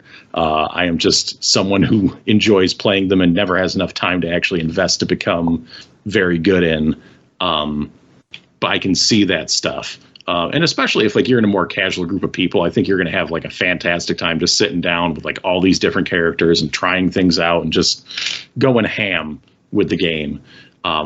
But the most important thing, bottom line, is it plays well, there's lots of characters, and the netcode works. And that's really what you need for a fighting game to potentially flourish. And it's got a great style. I love the character designs. I love the animations in the game. It's a really smooth looking game. It's $60. What are your thoughts on it? So my thoughts are, I mean, it's worth it so long as you are going in with the expectation that you are going to be playing this game online. Because like I mentioned at the top, like, there is not a lot of just straight single player content to grind through. Like, there isn't like individual character story modes. There isn't just, I mean, unless you're going to like live your life in the mission mode, but it's like, no, you are buying this game to, you know, go into training, figure some stuff out, and then take your ass online and play against other people. And I mean, that is the meat and potatoes of a fighting game. But, you know, if you're not into that, then yeah, if you're looking for a single player experience, it's not really there. No, but more and more fighting game purists who like to just fight are going to have a good time. Yeah, and I think it's more accessible than like Guilty Gear, honestly. Even though I did get my shit pushed in right off the bat, you know, it's not. There is just a lot of mechanics in Guilty Gear, and what the mechanics here are like straightforward. It's just putting them all together, rather than mastering like crazy, you know, I don't know, everything that's going on in Guilty Gear. Yeah. all your 4 different Roman cancels and reversals and shit. The plus that this has over Guilty Gear is that it is also available on Xbox, because Guilty Gear is only on PlayStation. Yeah, so, and that's a benefit for everybody, because I'm sure this game has crossplay, and the more people in the pool, the better. Yeah. And there is DLC on the way. They are adding characters from Mark of the Wolves, is I think next month, which is good because I'm getting Janet, who is my favorite character from Mark of the Wolves, but also Rock Howard's there, and Gato, and Geese Howard is coming to the game as well, of course. Geese Howard and Billy Kane and somebody else. I don't remember who's with them. So yeah, more characters on the way. More characters on the way. Yeah. All right, next up is MONARK, developed by FURYU Corporation, published by NIS America, released February 22nd on PS4, PS5, Switch, and PC for $59.99. Could you face yourself and the threats around you to save the ones you love? Shin Mikado Academy is engulfed in a madness-inducing mist, and only you can save everyone inside. Develop your ego to break the pact set by the pact bearers and dispel the corrupting mist. Pernell, tell us about your time with MONARK. Okay, well, this game... the idea is generally the sense that your main character at the very beginning of the game, for reasons that you don't learn till later, is essentially knocked unconscious and near the onset of this supposed catastrophe. In this situation, he is granted powers by way of a monarch that allows him to form a pact, and he develops the ability to use ego powers and wield something that I'm not even making. It was called a magic gear. It's like armor or some junk. And he also gets the ability to control puppets, which is something I'll bring up in a minute. Early on in the game, you are also tasked with taking a personality test that is granted to you by basically an entity mentioned that takes the form of your school dean.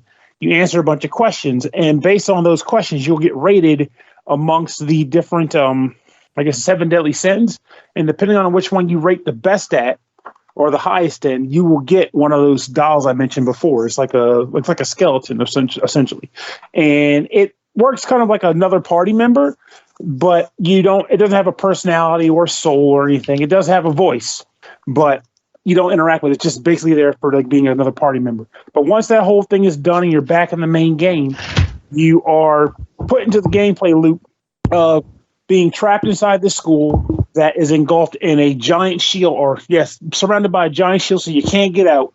And there is madness-inducing mist, like you mentioned, that's causing people to go crazy if they get caught in it for too long. Old school fans of Megaton games, most notably Shin Megami Tensei If and Persona 1 Snow Queen Quest, will probably take a lot of familiarity with this concept because it's pretty much the literal concept of those games, specifically those games. Trapped in a school with the 7 deadly sins, influencing, the evils of the environment, and you have to take those evils down. But I'm okay with that because that was a large part of what drew me to this in the first friggin' place, and possibly you too. So how does this whole thing play out though? Well, you're exploring different buildings of the school, and the way to defeat these pact bearers who are influenced by these sins or whatever, get their power from crystals, 3 to be exact. And the crystals themselves are pretty much hidden in various areas of the school. Say, for example, the first year student dorm rooms or dorm building. You have to traverse floor after floor, each one covered in mist, to find a collection of cell phones that give off a signal, which you can then utilize to call and be transported to the demon world. I'm not making that up. And when you are there, one of these crystals exists, and you have to pretty much smash it in order to get yourself one step closer to fighting the pact bearer and taking them out. And that is generally the loop. You find a crystal, you smash it. After you smash the crystal, some story elements occur. You go to the next one, next floor, and do it again. But the only thing that kind of breaks it up is as you're exploring a floor, you are walking around in the mist, and there is a madness gauge that your character is associated with. And the longer you spend in the mist, slowly and but surely it clicks up. And once it's 100%, you go crazy. If you're outside of a battle anyway, you go crazy and you get kicked back to the school infirmary and have to do it again. But if it happens in battle, you go absolutely bonkers. And I'll describe battle in a second too. Don't think I just forgot about that. I just get jumpy. If your madness exceeds 100 in a battle, you'll go crazy, get an extreme power boost, but you'll attack anybody that's near you, regardless of who is friend or foe, and then eventually you'll pass out. You just go berserk. You go berserk until you die. But by that same token, there's another element to this, which I guess I'll talk about when I really get into the battle system, which I guess I'll do now. So how does the battles themselves work? Well, as you are looking around these buildings to look for these crystals, there will be a few scenarios where you'll be making these cell phone calls to go to the demon world, whether it be to turn off death calls, which is an element that allows people that are already influenced by the mist to go crazy and stalk you, and if they catch you, they immediately turn you to 100% madness and kick you out. But you can ultimately go in and initiate a battle immediately instead of running around with this death call by going to the demon world with a phone number that NPC gives you. And that's one of the main ways you get into combat. And once this happens, you go to like a sort of astral plane where you can have up to 4 characters on the board. Usually it's going to revolve around you, one of the human characters you meet in the game, and 2 of the dolls, because you'll get more dolls as you play through the game. And rather than be grid-based movement, it's a sort of like how Phantom Brave did it, where it's like a circular movement range based on your movement distance. And you just kind of run anywhere within that circle. And when you get into a position where you want to do an attack, you have 2 types of attacks.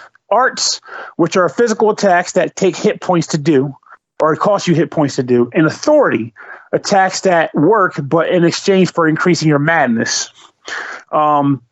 If you do these attacks, there you go. You pretty much pull that stuff off. If another party member is nearby, you can get them to kind of go in with you on an assist if you use an art attack. So you can kind of dogpile on enemies that way to give you more damage per person, like basically maximize your turns. And you can also do something which I really like about this game. There's a deferment command. So you can say, hey, this character doesn't really have a motive or nothing. I have nothing really planned for this character this turn. So instead of making them waste their turn, I'm going to defer their turn to someone else. So you can pass their turn over to somebody else in exchange for increasing their madness by like 25%. So it's a risk versus reward, which I kind of like because, quite frankly, everybody's going to get deferred when I can help it. I just want to move across the board as fast as I can and wipe things out. Because usually you're either trying to kill all the enemies on the board or destroy a singular object on the board to end the map or whatever. In addition to the madness I mentioned before, I mentioned there's like another element in the game too, and that's called awakening status. That is another metric which I barely ever utilize, but if you can get that to 100% at the same time your madness gets to 100%, you enter awakened state, which is essentially all the benefits of madness without the loss of control and the eventual death. But pulling that off, good fucking luck. But if you want to make that gamble, you're welcome to it. I'm not bothered. I've mainly focused on using attacks that got stronger when I got mad. And then after getting mad to an extent and using those attacks, I used items to reduce my madness. It's a smart play. It's how to get things done. The thing about it's weird about this game is that at the core, I like the concept. I like the narrative that plays out as the characters start to interact with each other, though I do wish that the characters stayed together for longer instead of making you work with one at a time and then just kind of having dolls fill the spots. I mean, I kind of get why it creates more personal stories for chapters, but, I don't want dolls. I want people. But the other elements about this game, the things that I'll mention one more thing I liked, and then I'll talk about the other stuff that I wasn't too fond of. Leveling up in this game isn't done traditionally. Normally in games, you fight a bunch of enemies, and you kill them, you get experience points, and then in turn you level up.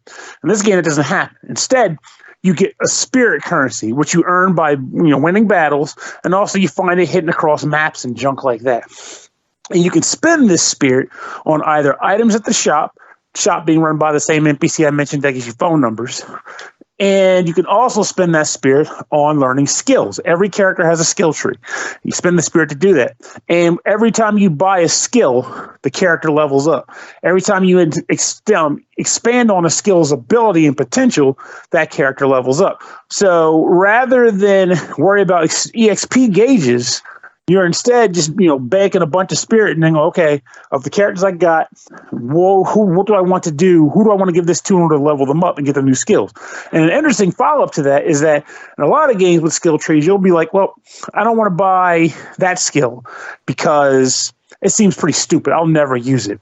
In this game, though, since skill learning is attributed to leveling up, you'll instead be like, that skill's kind of sucky, but it only costs 10 points. So 10 points for a level up is pretty good. I'm going to just buy it and never use it, which is fine by me because that's pretty much how I ended up doing a lot of this. So I just wanted to level people up, so I just bought useless skills while still focusing on the ones I cared the most about. So that's how leveling up and getting stronger in this game works. The only downside to that, of course, is that characters come in at level 1. So if you're doing, razzle dazzle time and you get a new character who comes in like a turd, you got to either have the, spirit points banked up or you got to just kind of farm for it. Though, fortunately, if you don't want to farm, you just want to lose a little bit of progress, you can actually refresh your stats and you get 80% of the spirit you spent back on a character. And you can redistribute it. So you can be like, hey, my guy's level 10, new guy comes in. Okay, I'm going to level myself back down to 1, but then split the difference between the two characters. You can do that, but otherwise you're going to be grinding and leveling up. Now, the downside stuff. Every enemy, aside from the boss in each area, is essentially one of the dolls I mentioned before. So just like the dolls you get, that's what you're fighting to. So it's just these skeletons that get armor bits that augment their skills and stats to make them look slightly different from each other. But they're essentially skeletons all the time. Short, small, or short, tall, doesn't freaking matter. They're all skeletons. They're all assholes, and they get kind of boring. The combat itself is awesome. I personally like it, but I don't like the fact that the enemy's styling gets pretty bland early on. Like, it feels like a cheap cop-out. They could have gotten a little bit more diverse with these things. Hell, give them different colors. I don't know. Red skeleton, blue skeletons. I'd have been happy with that at least. But they really do look fairly similar to each other. Aside from that, the other thing is that the environments are pretty bland, which is funny because they're authentic to the style of the environment you're in. You're running around a Japanese high school. So anybody who's seen like a video of Japanese high schools knows that they are designed to look pretty samey. Long hallways with nothing distinct in them except for maybe like a cork board or whatever. 2 doors on each side of a classroom, so you go in from the back to the front, that kind of thing. Desks lined up in even rows. Pretty much every room in this game is going to look like that.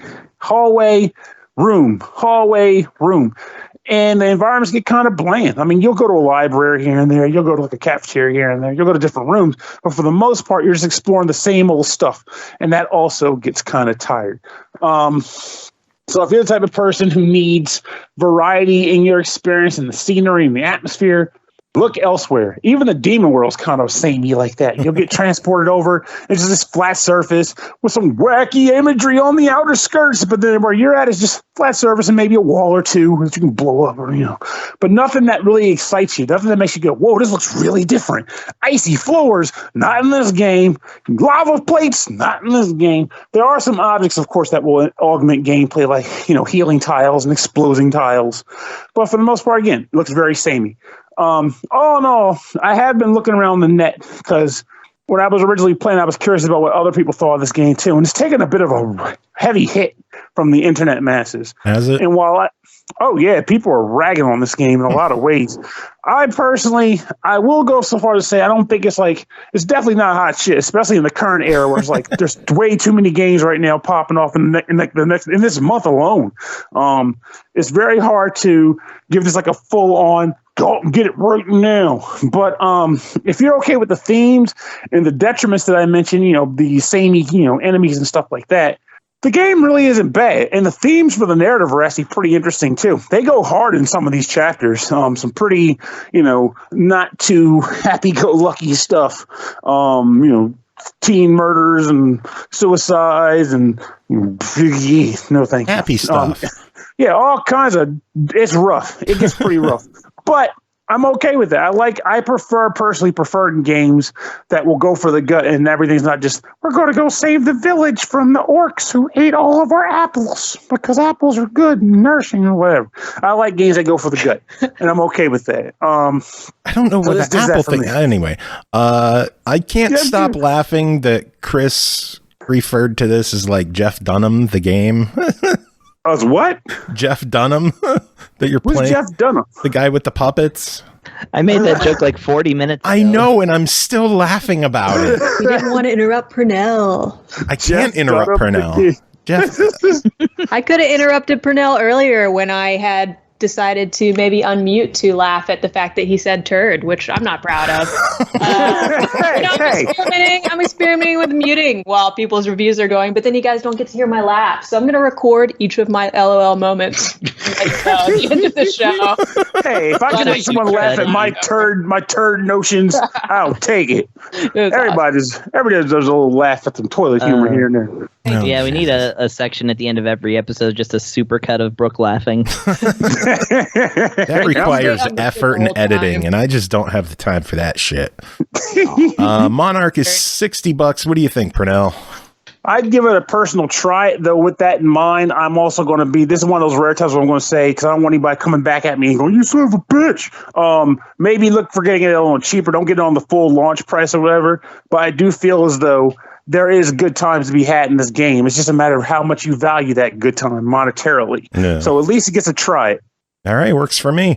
Next game is River City Girls Zero, developed by WayForward and limited run games published by WayForward. Released February 14th on the Switch for $14.99, coming later this spring to Xbox, PlayStation, and PC. See how the River City Girls story began with the 16-bit retro rumble. Tim, tell us about River City Girls Zero. Oh, boy. All right. Yeah, this is a first time ever that this game is coming to North America. So they did the work of bringing it over here, doing all the work of localizing it, and putting it here in front of us.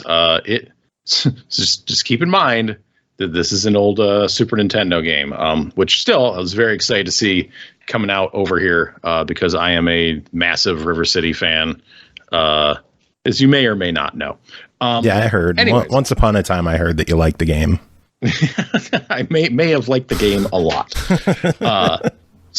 But what they've done here, something really cool is right off the bat they have added in like some there's an animated cutscene like even before you even get to the title screen, and then once you actually get into the game, they've added like a manga cutscene like the ones they had in River City Girls to this game, which is basically the eponymous River City Girls. Which I'm blanking on their names. Misako and Kyoko's, I think, is the other one.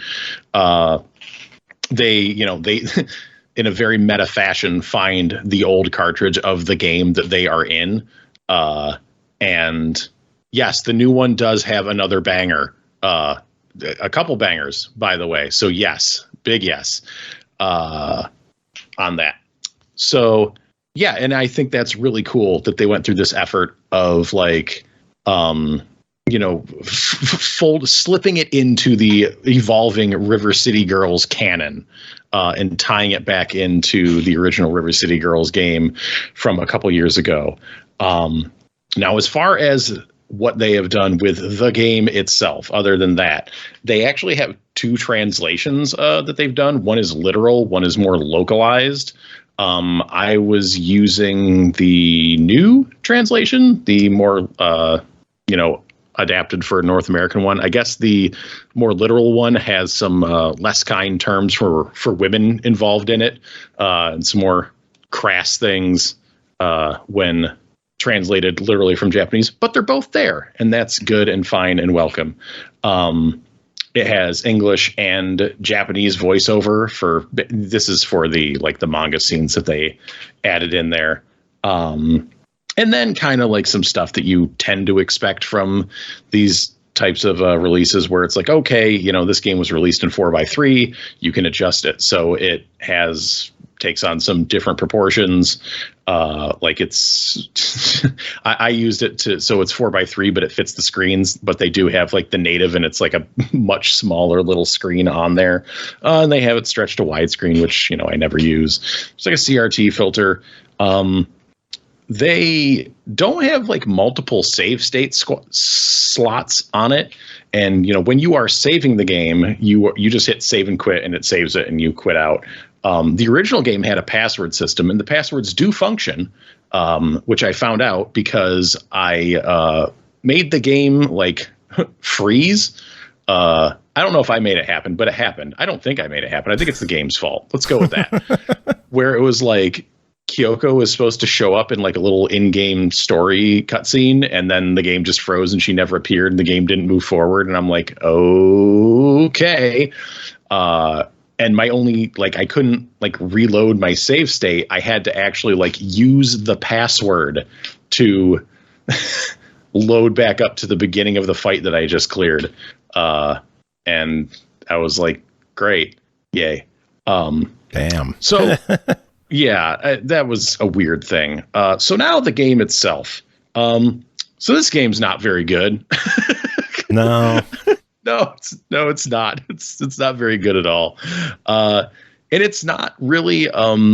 It's much more of a Double Dragon game than a River City game, or at least when I think River City, what I expect is kind of a more open city area to run around with, and shops and like character progression and upgrades. And I guess a bit more of a better combat system. And this game doesn't have any of that shit. It is straight linear. There is no open city to wander around in. There is no shops. There is no character progression. Kind of what the game hangs its hat on is just that you can switch between 4 characters on the fly, that being Ricky and Kunio and Kyoko and Misaku. Wow, I butchered that. Holy shit, that came out wrong. Yeah, you can flip between them with the tap of a button, but kind of I figured out the other edge of that sword. Like, yes, you can switch between 4 characters, is that like the game will only produce 2 enemies on the screen at a time. Always, constantly. It's just like 2 guys, 2 guys, 2 guys, 2 guys, 2 guys, 2 guys. That's it.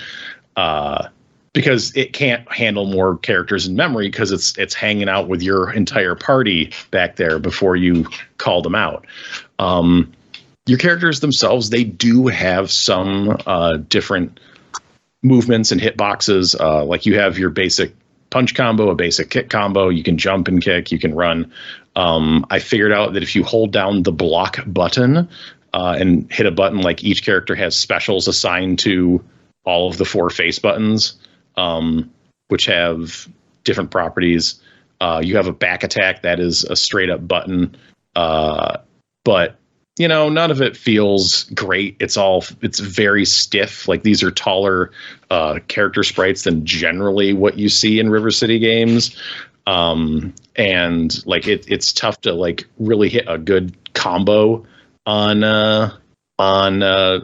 characters without just getting interrupted. Like there's not really any stun on enemies when you're punching them in the face, and they will just punch you back. You are like, there is some, I guess, kind of neat moments, like the just interesting areas you go through with like, oh, and this, you're going up a building that is like kind of falling apart. So like the floor is like falling down below you, and then it'll be at a weird angle. And there's like another stage where you're jumping over a Ferris wheel. But for the most part, it's just going from one side of the screen to the other side of the screen, just punching 2 guys, like knocking them out, and then moving on.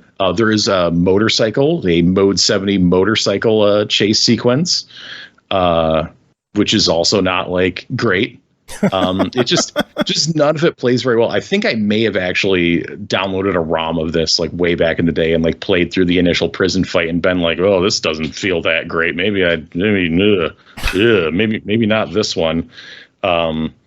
So it's, I mean, it is what it is. Yeah. You know, it's a matter of, you know, bringing this game over and localizing it for people and having it available, which is cool. But unless you're like a complete psychopath for the series like me, you probably don't really want to buy it. Like, if you really loved the original River City Girls, like, this is not that. But what you should definitely do still is go and check out the new Megan McDuffie tracks, because that stuff is awesome and still very good. That is literally the best part of the game, because the game itself is definitely not. Well, the game is asking $15. What do you think? No. Unless you shouldn't get this unless you're save your money and buy the soundtrack instead. Yeah, get the little soundtrack. I mean, like, I'm enough of I didn't enjoy this, and I'm still like enough of a freak show that I'm thinking of getting like the $150 limited run version that has like action figures of the girls in it, just to have the action figures of the girls. And I haven't decided I'm not doing it yet, but I probably shouldn't. I really probably. Well, they're going up in price on eBay, so. Well, these are still available. If you do want to buy this game, you do want a physical version of this to add to your collection, it is still open. They're taking pre-orders for another few weeks for the Switch version and the PS4 version as well, I believe. So, yeah. Cool. And PS4 all right. and PS5. Yeah. So yeah, we complain about this from time to time, but no, the orders are actually still open for this one. That's good. All right. Well, that is it for you, Tim. Yeah, I don't know. Anything else? Well, I'm going to catch up on this Dragon Age conversation that was distracting me while I was yakking. those little giggly laughs. You'll remember last week when we were talking about Wii U games and things that were going about to be lost in the ether, and I was talking about Tekken Tag Tournament 2.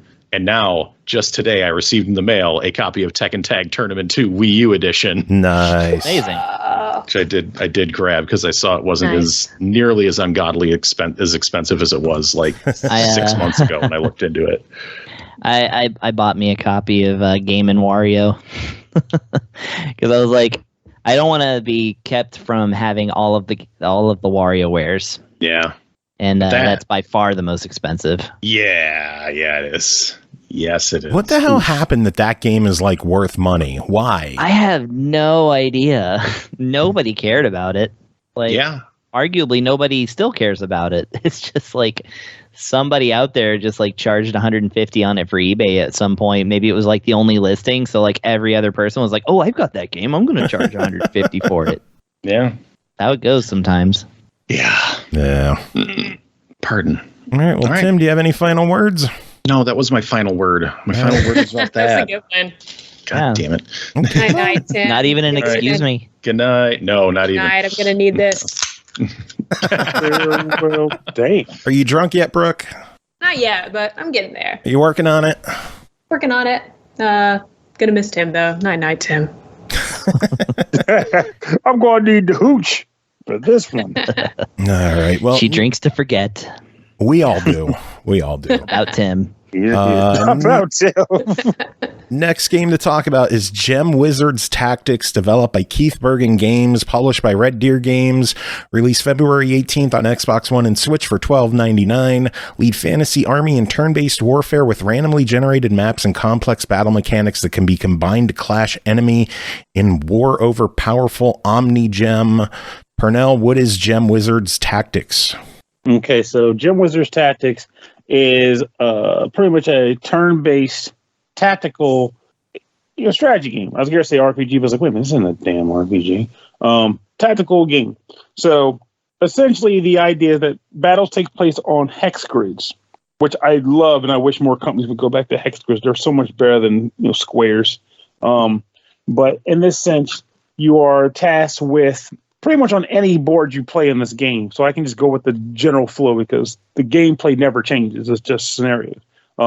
You're generally tasked with either like taking out an entire army, like killing enemies, or capturing specific locations, like how Advanced Wars did it, where you like take over like a building. And the way you would take over a building is by getting a unit onto the building, passing a turn, and then on the next turn, starting on the facility and then capturing it. The way the gameplay works, however, I feel like this is where things get interesting for this game. And that is because two things. One, the types of factions in the game. They're fairly interesting as far as how they operate. Like, they're not your typical orcs or wizards or whatever. Like, the two that I like the most, as far as I recall, was like the Potato Act, which is like an army of potatoes. And then another army being the Business Demons, which is a bunch of demons in business suits. And of course, each of those has like multiple unit types. So it's not just simply a bunch of demons in suits. It's a variety of these. Like there's like a one demon in the Business Demon army is like a flame-throwing guy that has a jetpack so he can bounce around the map. Which leads me to the second thing I liked about this game as far as like what I was playing with it. And that is that the abilities in this game are kind of all over the place. And they all kind of have their own bits of synergy if you put them together properly. Many of the abilities in this game are related to like terraforming, in the sense that you might have a guy that burns down trees. You might have a guy that plants trees. You might have a guy that puts down water. You might have a guy that freezes water, or just creates icy terrain in and of itself. And then there's units that can like say get on that terrain to get further bolster for strength or get hit point healings and things of that nature. Put down some landmines and just whatever. So you end up doing a lot of that kind of thing. So on the there's a few modes in this game, and this is when I'm going to finally get to the mode stuff. There's a story mode, which I'll be honest, I wasn't too big on the story. It was kind of like, yeah. It's good that it gives you that direction, though. It's like saying, hey, here's a narrative you can play from the beginning to the end, and introduce you to some different characters that exist within the narrative as a whole. And that was pretty much where I spent most of my time anyway. But then there's also the campaign, and this is where I find things to be most interesting in the sense where it's like you choose one of the orders that I mentioned before. and you have to go across a map of 10 different locations. Again, each location is randomly generated, so you're strategizing on the fly. And like I said before, battles are pretty much a matter of taking over a facility or defeating all the enemies. The one thing I forgot to mention, which I think is pretty cool, is that it's not just killing enemies in this game. You can also defeat enemies by pushing them off the map. There are a lot of unit abilities that result in you moving enemies around the board. And if you happen to push one off the edge of the map, that counts as killing them. So if you come across a unit that's a little more powerful than you want, you can lure them to the edge, push them one step closer, and then they will break. Yeah, I did that. Proud of you. I know. But as you're playing on these maps, every once in a while, you'll come across a distressed unit. And this unit can be from any of the factions. So it's not like you're limited to only units within your personal faction. And if you come across one of these units, you can recruit them if you get to them and rescue them. And then they become a unit that can run along with you in your combat party. Downside to that, of course, if a unit dies in combat, they stay dead. So if you move through the campaign, that unit stays gone. And if you run out of units, you lose the campaign. So in between levels, or rather during levels in the campaign, you will come across the occasional treasure chest on the map. And if you take it and then beat the level, you can open the chest back at your campaign hub, and we'll give you equipment that you can use to equip with your various characters. It can do simple things like give you more attack power at the cost of defense. But there's a couple of cool things that came across true. Most notably was one where if you jump on an enemy, you get hit points instead of doing damage to them, which is interesting because not every unit can jump. But it was perfect for that rocket guy that I told you about, the flamethrower with the rocket jump. They'll just rocket jump onto a guy, stomp him like Mario, and get hit points back, which is kind of nice. And then aside from the treasure chest thing in between campaigns, you can also recruit one new free unit between chapters, and you can spend money to recruit new units. Now, time to get to the stuff that roughed me up, because I guess I should name a few good things I like before that. I like the graphic style. I like the humor to the game. I like the unit variety, and I like the unit skills and their synergies to each other. And I think the music is great as well. The things that were giving me grief, though, which I think he can honestly fix, or he might just be like, no, Pernell, you're a freaking goofball. You just can't read, and it's right there, or whatever. And that is that the interface in the caravan was driving me crazy. There are like these 4 objects on the right-hand side. There's like a punching bag. There's like a cube, which it looks like it could be like a healing cross. I can't really tell. There's like 2 things that can either be 2 beds or 2 pieces of tofu. And then there's like a Super Nintendo controller with a star above it. And when you scroll over those things, the game doesn't tell you what they are. It just has a price tag on it. And then, so I guess you can spend the money on it and hope for the best, but it never tells you what those things do. Fortunately, though, when you hover over a unit type, it does tell you what the unit does, like what its skills are. You can scroll through and see what its values are and then decide if you want to buy it or not. But I was generally having a fair number of issues with that, with actually navigating the caravan interface. It's not that it's not readable, aside from those 4 squares I talked about before. It's just that it feels cumbersome. Like it's not like a smooth transition. Thankfully, though, the touchscreen is a thing that is an effect in this game. If you finally just give up on using any of the buttons, you can tap a number of things in the game, which is nice.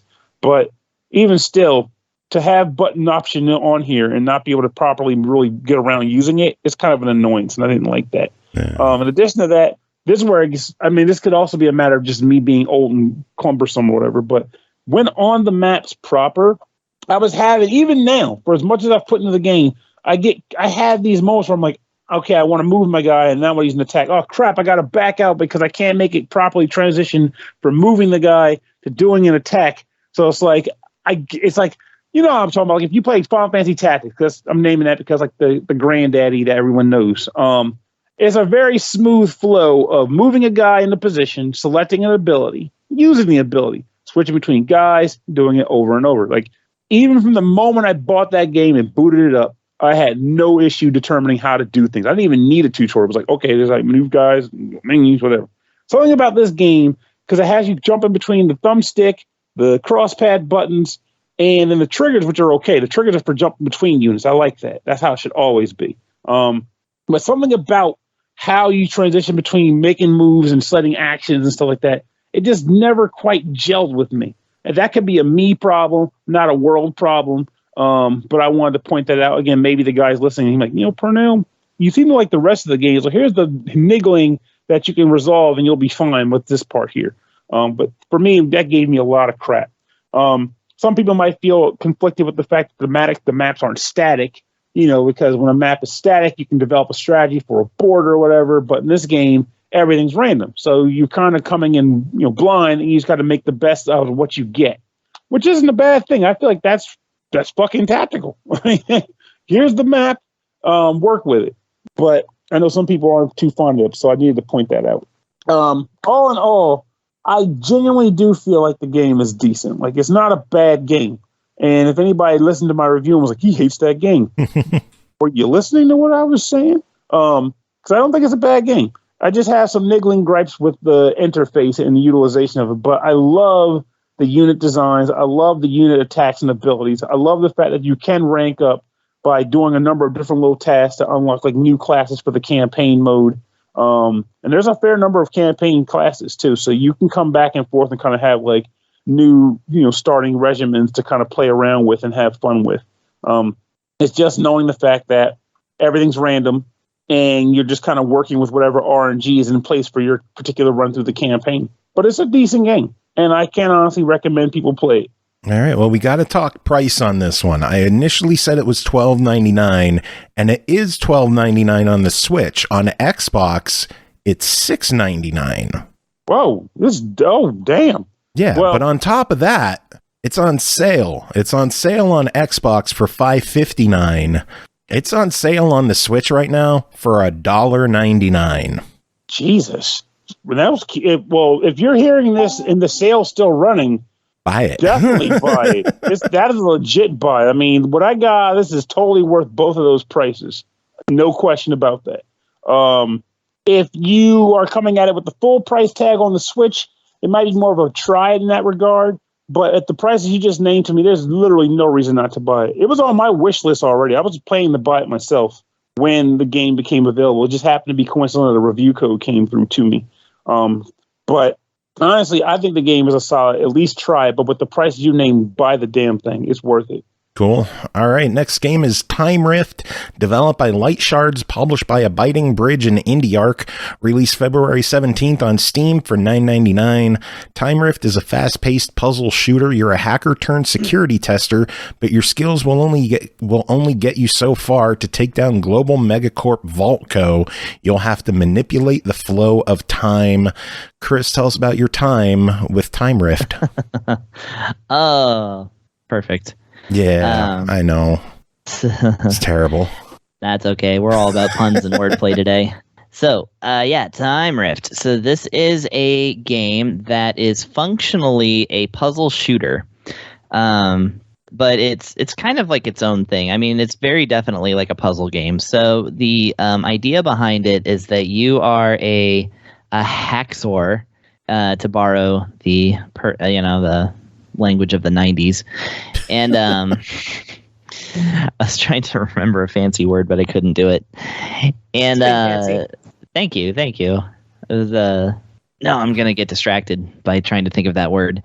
Leet.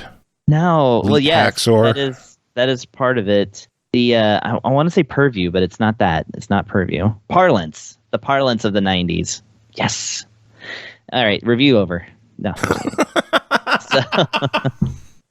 So yeah, you all play right, as $10. What do you say? Yeah. Didn't unmute in time to laugh, but the laughter happened. So you play as a hacksaw, to borrow the parlance of the 90s, and you are running through security systems trying to hack some codes or something. I don't know. But there's a British lady who's like kind of reading a script about the soulless corporation that you work for, where you're a former. There's actually story in this game, which is kind of great because like usually these games that have like dozens of puzzle rooms and stuff, and like that's kind of all they are. No. But this one actually, I'll get to it in a minute, but it actually does like start off with some plot, kind of given by the narrator, who is like basically your tutorial lady, and so you're instructed to basically get from one end of a kind of tunnel to a maze, I guess you could say, to the other, and that's how you pass the stage. So the thing about it is that you have a firewall, literal firewall, persistently chasing you. So you have to move fast. So the thing is that you are pointing in one direction. Your character is just a little triangle, like think Asteroids or Geometry Wars or something. And in order to, it's not a twin stick shooter, it's a one stick shooter in that you basically have to find a directional button on the ground and run over it in order to change your direction. So like, you know, that they construct the mazes to basically be like, well, I got to go up in order to get over here, but I'm like, you know, I need to be facing up, but I'm facing right, so I need to find the up arrow. And then a few levels later, they introduce like the actual shooting part, which is mostly shooting like things that are inanimate, such as walls. But the thing is, you have to be pointing in the right direction to shoot a wall. So again, you have to find these directional buttons. And then several levels later, they make it to where the directional buttons are only one use. So then you have to like plan on which one you're going to use at what time. So then you're suddenly playing like, you know, 4D chess and stuff, like trying to figure out like all the moves to get to the end of the stage. Eventually they introduce like enemy turrets where you have to shoot through bullets. They bring out like all kinds of stuff like regularly, like every 2 or 3 levels there's a new mechanic that you gotta, you know, figure out, and they'll like build some stages around it, and some of them are real clever. But kind of keeping this from becoming one of those situations where it's like you just die 1,000 deaths and like, you know, every single stage while trying to learn it, they did away with that, and they just straight up give you time travel. So if you feel like you've made a mistake, you can just rewind all the way back to the beginning of the stage if you like. You can actually, you know, so you turn the wrong direction, you wasted a floor arrow, or you just didn't make it in time. Just rewind until you feel like you're in a comfortable spot. Just like, you know, like the modern retro re-releases have, you know, just rewind until you get good. The cool thing is that this time travel actually is itself a puzzle, because certain walls you can blast through, but those walls will stay broken no matter what time you're in. So you break them and then travel back in time and they're still broken. And so that gets woven into like the puzzles as well. So yeah, they just stack all kinds of cool stuff in it. And so, you know, just when you're like playing, you know, and again, when you change directions and stuff too, it resets the firewall. So like that's also a thing, is like doing the timing of like keeping that firewall away from you. And the cool thing is that on top of all this fast action, it's like once you start to get into the story, like the narrator starts to break character and starts to go off script, and she like starts to kind of become a friend. Even though your character never talks, like you have no dialogue, but you know, it's one of those things where it's like, you know, she's starting to be more friendly to you, and then you start getting mysterious messages in the stages. You get somebody who's like, oh, I've disabled the firewall for this stage, and they have like code names and all this stuff. And so there's certain stages where you get to talk to basically your coworkers, but everyone is like kind of sworn to anonymity in this company, so like you don't know who they are, but they're trying to help you, and they're trying to uncover something that the corporation is doing. So then you basically get to kind of go into this series of stages where there's no firewall, and they're harder puzzles because there's no timer. Well, I mean, there is a timer, but it's just for score. It's not for, you know, it's not counting down, it's counting up. Yeah.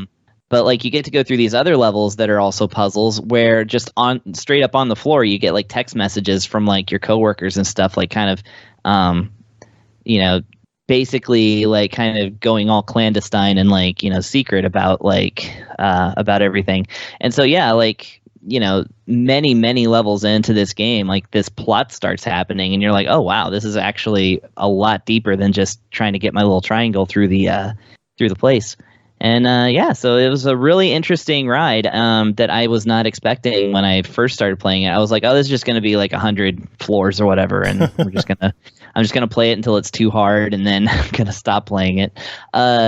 It actually, funny enough, it did get hard, but the game had such a good like curve that I just got good at it, like kind of automatically. Like I was just like naturally starting to do like really cool stuff, and I was like, wow, okay, so this game like it's like complicated, but it, you know, it slows you, it like brings you into it like so like carefully that like, you know, by the time it does start getting hard, like you're hanging with it.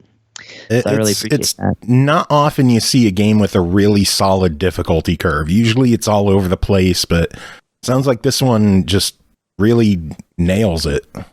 Yeah, I was surprised given like the price tag and like the kind of indie nature of it, and just the fact that, you know, like the stage coloring is like Elgato core, like, you know, purple and blue, and like the soundtrack is like the synthwave stuff, and so I was like, okay, so, you know, I was expecting something that was just like a lot of other stuff I've played, but no, this one actually kind of stands out, but you got to give it a little bit of a chance. Cool. Well, $10. What do you say? Yeah, I think this one has a potential to be like kind of a hidden classic. So I say go ahead and get your hands on this one and enjoy it. You're not gonna be like you know, cursing the sky in frustration at it. So that's kind of nice, because that's a hallmark characteristic of like this type of game. I think if you're like me, you'll get drawn in by the story and you'll want to see more. So yeah, it's a buy it from me. Awesome. All right, next up is Beat Souls, developed by Zoop Corporation and eastasiasoft, published by eastasiasoft, released February 16th on Xbox One, Series X and S, Switch, PS4, and PS5 for $9.99. Music and intense action gameplay collide in Beat Souls, a high-speed rhythm game where you must avoid obstacles and collect spirits to rack up stylish combos on your way to the high score. Pernell, tell us about your time with Beat Souls. Okay, so Beat Souls is a game where you control one of 4 different avatars. You start out with one character named Mikoto, but eventually you can unlock 4 other ones that go by the names of Mai, Nene, and Rinko. They are all basically the boss. Those 3 are basically the boss characters of the game. There are a total of 45 songs in the game, and the way you access them is, well, I guess by selecting them from the main menu. Oh, that was easy.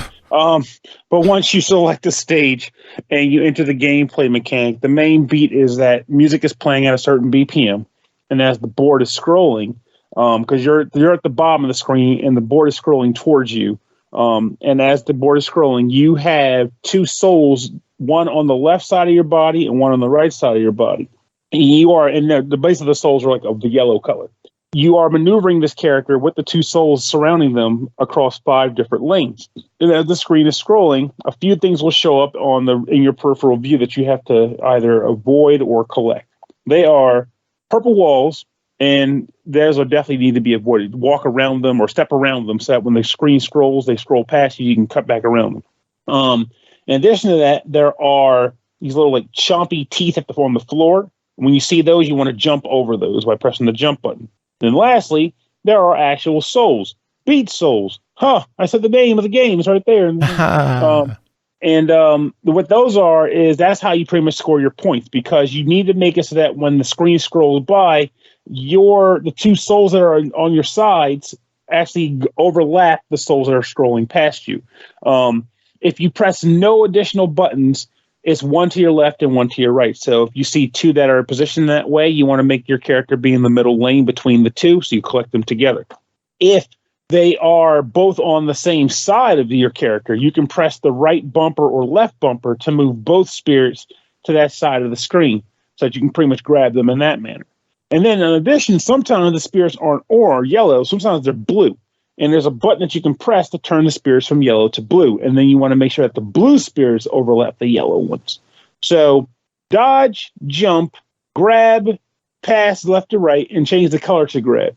Those are the mechanics that are at your disposal to make the gameplay complicated as basically the patterns get more complicated, the speeds get faster on the BPMs for the songs, and what have you. So honestly, the mechanic of the game is fun. Like, I enjoy playing the game. It's a fun mechanic. It's, you know, and as you get to the harder stuff, you know, like hell mode or whatnot, you start to get the tension, like, oh crap, gotta dodge, gotta grab, gotta move. And then overlapping all those different play mechanics can get challenging. The hiccup I find for the game, though, this is a Pernell purely subjective, is the music isn't all that static. Like, it's kind of like, you know, this track's okay.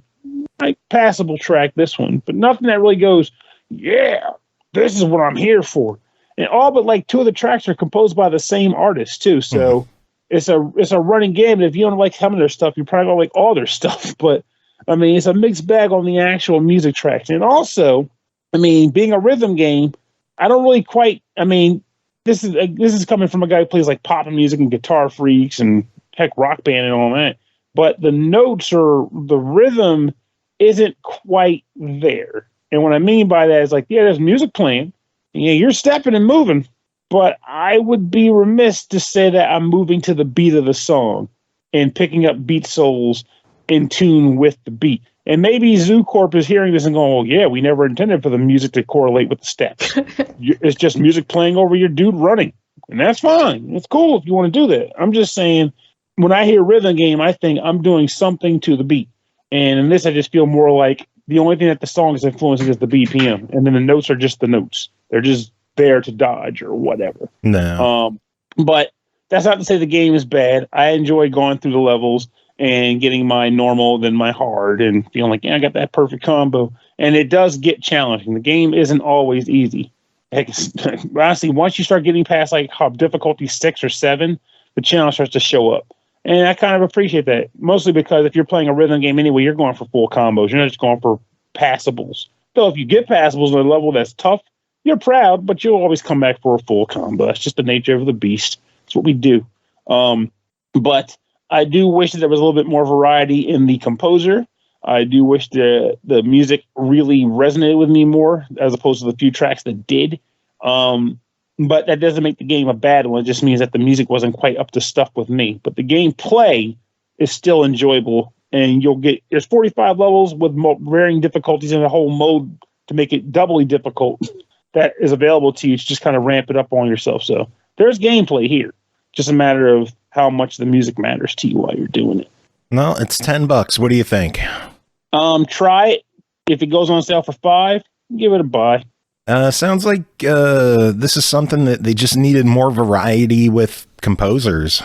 Yes, they did. You pretty much nailed it there. They needed more composer. They needed more composer variety to shake things up a bit. Because again, even if I'm saying that I didn't quite feel like my movements were really to the beat of the song, if the song is good, I'm still going to have fun. I mean, it's just how it is. I mean, I love game music, so I look forward to music with good games. So, Christ, games with good music.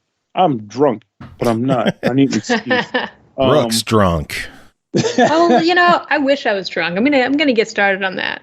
You're working on it. SML Crunk Cast. Yeah. Can too.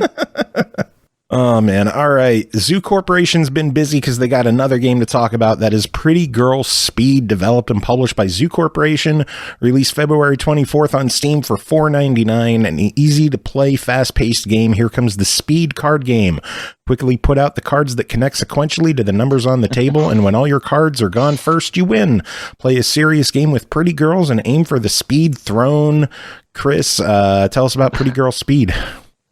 The Speed Throne does sound like something from like my childhood in North Texas, which was like a big meth capital.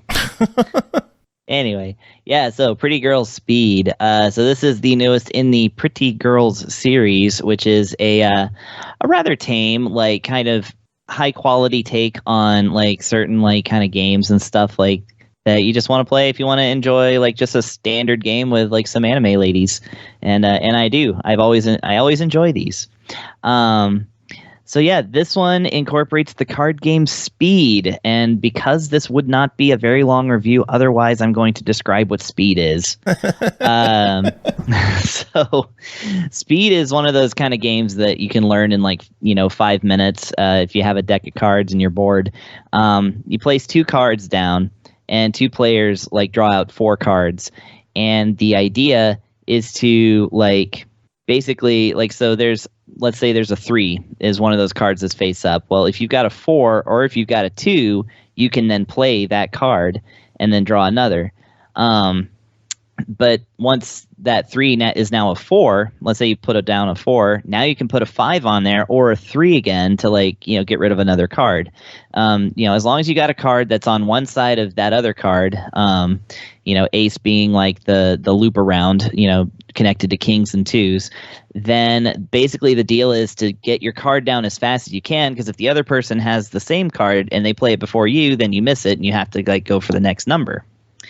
So like that's kind of like the deal with Speed. It very much it's one of the few card games that actually does rely on like some physical ability to like put down a card faster than the other person can put it down, and you like really have to like think as well.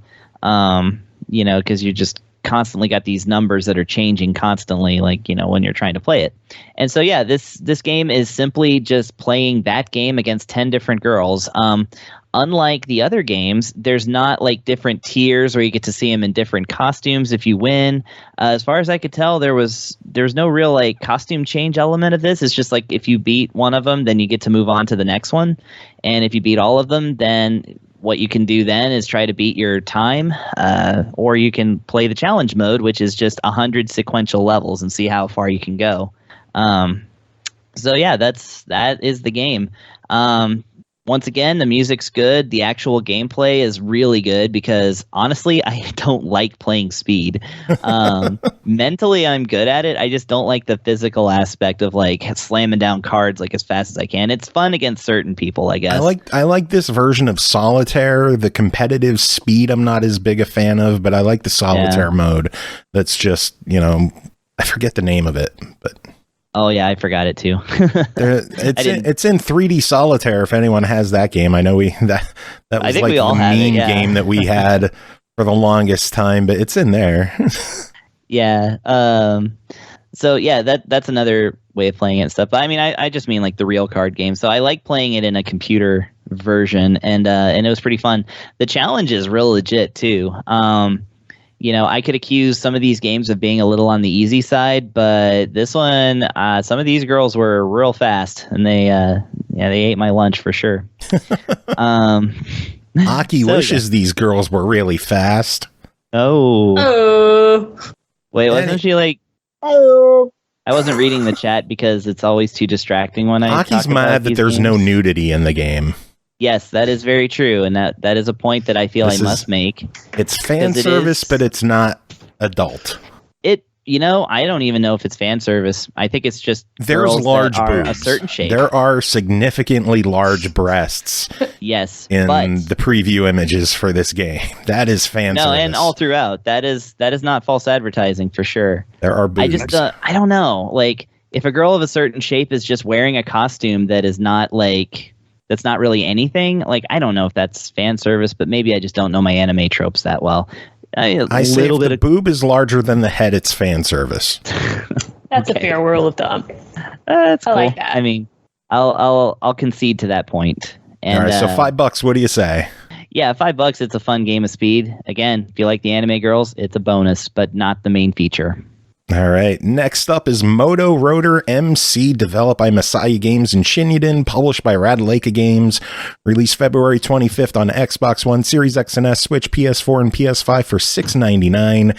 The iconic Moto Rotor MC was first released in 1992. Full speed ahead. 30 years in this beloved title is now poised at the starting line on consoles. Choose from an array of cool cars and drivers, as well as a variety of gameplay modes. When it comes to iconic video game fun, Moto Rotor MC is a time-honored first-place finish.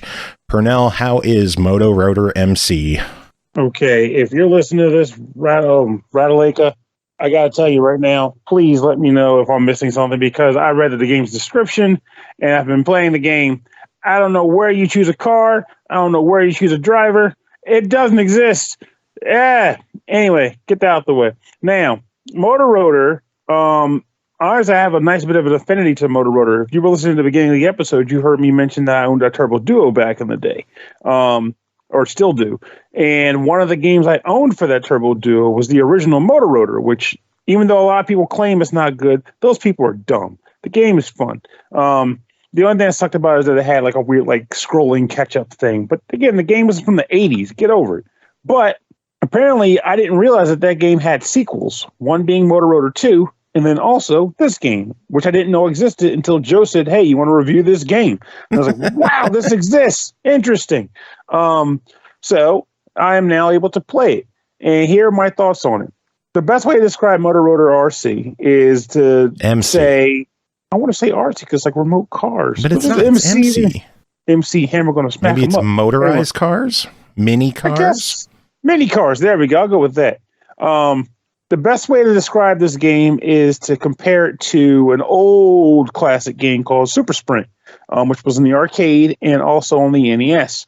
It's a top-down racing game where you can see the entire track at all times, and you have 5 cars that are racing around. At the start of the race, you can pretty much accelerate by pressing the Y button and reverse with the B button. Right trigger is pretty much firing missiles. Left trigger is to drop a bomb behind yourself, which can blow up and pretty much both those and make the car spin out, basically. But essentially, you're using a combination of those things to screw other players over while also driving and making your laps. Usually around it could be 8-9 lap races, but the laps themselves are fairly quick. So even though you hear me say 9 laps, they go pretty fast, so don't sweat it. Honestly, I feel like the game is fairly no frills in the sense that it's pretty much exactly what it is. You boot the game up, you do some laps with your friends or by yourself with these random computer components, and you're having a good time. The main gameplay mode is circuit, where you can go in and choose one of 5 different circuits, each one having 5 different tracks available on it. You race all of them, and based on where you place, you get a series of points, and based on how you do at the end of it determines if you win or lose. And then, of course, you get the credits, because that's how these games worked, for credits getting just injected into the game. Aside from that, there's a time trial version of it where you can just choose a course and just run laps around it with the computer components in there too and try to go for the best time.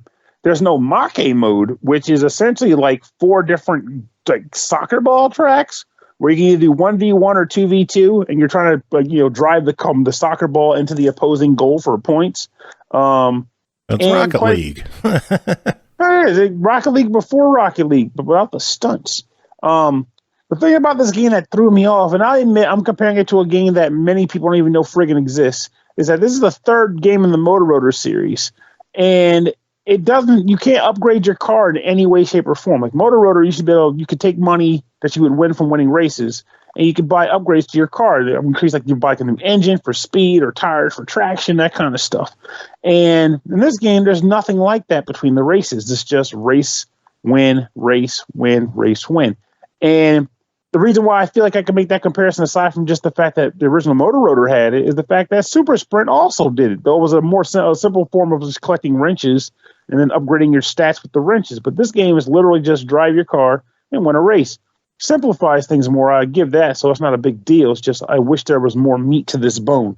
But I do enjoy what I played of it. The tracks are fun. They do get a little wacky in some cases. There's icy areas on the tracks. There's speed boosts. There's some areas where the track will kind of do a circle, so you can kind of collide with the other cars that are coming on. And of course, it's just pandemonium when multiple cars are clustered together, slamming into each other. And the music is really good too. I mean, this game was originally released on the Super CDR2, so it had Red Book audio for a game this relaxed, which is surprising, but it's good music. I mean, if you made a Turbo Duo game with bad music, you just stop composing. That's on you. But the music in this game is legit too. All in all, my only real gripe is I just wish there was more to the more options for the racing itself. But I mean, as just a simple racer, it can be one of those fun little games you just kind of break out with your friends at a party or something. It's hey, take the Joy-Con. We're going to do some laps around these weird courses and have some fun with it. And it's cool for preservation, to get an older game like this that, like you said, you didn't even know it existed. Yep, and now that you mentioned it, I'm glad you said, because there's a segue. Hey, if you're listening, get the Shoebeben Man games, damn it. I will buy all of them, because we only ever got Shockman, and there's 3 of them. Actually, there's 4 of them. I want to play those, and I will play them and buy them or review them and maybe still buy them. But port those fuckers. There's so many TurboGrafx and Dual games I would be happy to see come over here. And this is still one of them. I am genuinely glad you picked this game up, because I was able to experience it and enjoy it for myself. Pick up more. Well, $7. What do you say on this one? I'll give it a fuck it. Why not? It's worth it to see, hey, this is what people were playing back in the day. It's enjoyable. And people were paying about this much to get the Moto Rotor, virtual console release when it was on the Wii U. So I think the price is about on par. Cool. All right. We got one final game to talk about tonight. That is a preview of Curse of Eternity, developed and published by Imakeda Games. Such a great company. I'm making name. the game. I don't play the games. I don't play the games. I just make them. Imakeda Games. It's releasing. It's literally spelled out Imakeda. Yeah, I make the games. It's beautiful. I love it. Releasing sometime in 2022 on Steam. A demo is available on Steam starting February 21st, so it is out now if you want to give it a go. A hardcore action RPG with diverse combat and feats-based multi-classing. Start as one of 3 hero builds and either continue to specialize or branch out and make your build your own. Slice, shoot, and zap your way through a dystopian world and fulfill your own deific journey. Chris, tell us, what is Curse of Eternity? What is deific? I don't know. Like deity. I don't know. Yeah. Is it like terrific deities? I guess so. I like that Joe and I are just guessing. Yeah. Probably deity. That was my guess. That has to do with like your own godlike. If it was a JRPG, it'd be deicidal because you're always out to kill God. Deific, making it or tending to make divine, or characterized by divine or godlike. There you go. Awesome. Okay. Well, anyway, I give this a bucket. I just make it the games. Yeah. Very good. So what is Curse of Eternity? All right, so this is a game that is kind of bridging the old and the new. In the sense of the old, you play as 3 very well established fantasy RPG like archetypes for action RPGs rather. You have the big brute, and then you have like the slender stabby assassin, stabby McStab face. And then you have the wizard, let's call him Telly Savalas, who has a stick with a book at the end of it. Which I actually love the weapons in this. The bow and arrow in the game is like this longhorn cattle skull that, like, you know, the drawstring that goes across like the nose part or whatever, and like, I don't know, some really cool looking like weapons and stuff here. But anyways, so yeah, basically like you pick your character and you start running through and, you know, collecting shinies so that you can level up and, you know, do level branches and stuff. I didn't play it long enough to get into that. I don't think there's enough there to get through that. But yeah, it's basically kind of teaching you like how to go, and you know, it's running around. Definitely seems to have like that kind of Dark Souls mechanic of like, you know, utilizing rolls to dodge enemies, and then, you know, kind of going between like, you know, some smaller attacks and then some like big thrusty attacks. And each character can actually kind of attack the same. I don't know if all the characters can use magic. Telly Savalas can, and weirdly the magic, like when I was playing as him, it's like I could hit people with my book stick, but to cast a spell, I had to go into a menu and like per shot. So I'm not exactly sure that's, maybe I missed a hotkey somewhere or something. But that's not going to do if that's how the game is. It turned out I was doing much better with the assassin. Stabby McStab face was really nice because she's good with a bow and she also got them stabbies. And she's also love the fast. Stabbies. Yeah, I gotta love the stabbies. And usually the archer type is my character in these kind of games anyway. But yeah, the whole thing is laid out in this really nice 3D style. It's cell shaded, which is kind of also a bit of a throwback. It's definitely not like a realistic type thing, like, you know, like a Dark Souls or whatever. So it's kind of like Dark Souls, but cell shaded in that sense. It's also not super difficult, but then I didn't play far enough into it to like be expecting any really super huge challenges. It looks like it could have those along the way, but I was mostly beating up little goblins and stuff and trying to figure out where to go. Another thing is, like, you know, there's not a lot of lore or story in the game. You learn lore by picking up books and just kind of reading them in the menu. But they're mostly just like other characters just kind of talking about stuff. And I couldn't really piece together much of a story out of that. But I imagine that's something they're going to expand on later. Yeah, there's a lot of potential in this one. But, you know, the demo I played, like, I just kind of got lost a little bit. And just kind of wandered around and beat up goblins and collected books and stuff, and that's about it. I played as all 3 characters and did the same thing. Now, is this something that people should keep their eyes on? Is this something that people should grab the demo, wish list it? What are your thoughts? Yeah, I'm seeing a lot of potential in this one. I really like the way it moves. It's got a really like nice style. I will say the combat feels a bit floaty. Really just feels like you're just kind of pointing you're kind of pointing like this long attack animation at an enemy and just hope that they don't, like stab you while you're trying to do your thing. So it's not like swift animation or like swift combat or anything. It's like, I don't know. But I did like the moving around. I like the way it looks, the way it sounds. Yeah, it looks good all around. So I'd say go ahead, and if you are interested in like that kind of, like I said, old meets new as far as like these action RPGs are concerned, go ahead and throw this one on the wish list. I think I'm going to be keeping an eye on it for sure. Cool. And when we hear more about this game, I'm sure we'll take another look at it. Sweet. All right. Well, that is it for this episode. Made it through another one. Brooke, are you drunk yet? I'm not. Son of a bitch. Should have gotten it together there. A little tipsy, though. So allow me to read the things that made me laugh out loud tonight. Okay. Yes. Tim said something about Juicy Center. I don't remember what that was, but LOL. Then shortly after that, Joe said, ham. That was so... I'm trying to like run over and like unmute whenever I start cackling maniacally. I'll get better at that. Pernell said the word turd. We already went over that. Not proud. That was a good one. Good moment. Pernell also started talking in a voice about something. He was like, "Oh, I'm this thing in the game," and it was so funny. I don't even remember what it was about, but I started laughing. Chris was like, no, it was Pernell. He's like, oh, you selected from the main menu. That was easy. Super funny. He just started buttering to himself. And then you said Beat Souls. You're like, oh, I said the name of the game. Just started cackling. So funny. And then you referenced something that I must be missing from previous episodes. You're like, here's a Pernell purely subjective, and I just really want that to be like a thing. So please tell me that's already a thing. It's already a term for the show. Yes. It is now. Fuck it. Here's a Pernell purely. I'm going to start using that when I'm giving reviews to be subjective. I'll be like, hey, here's a Pernell purely subjective for you. Hell yeah. Chris referenced to Meth Capital. That was only you're allowed to do those, though. Pernell's not allowed to have a Pernell purely. It's only you. Only Brooke could do a Pernell purely subjective. I love it. I'm so happy.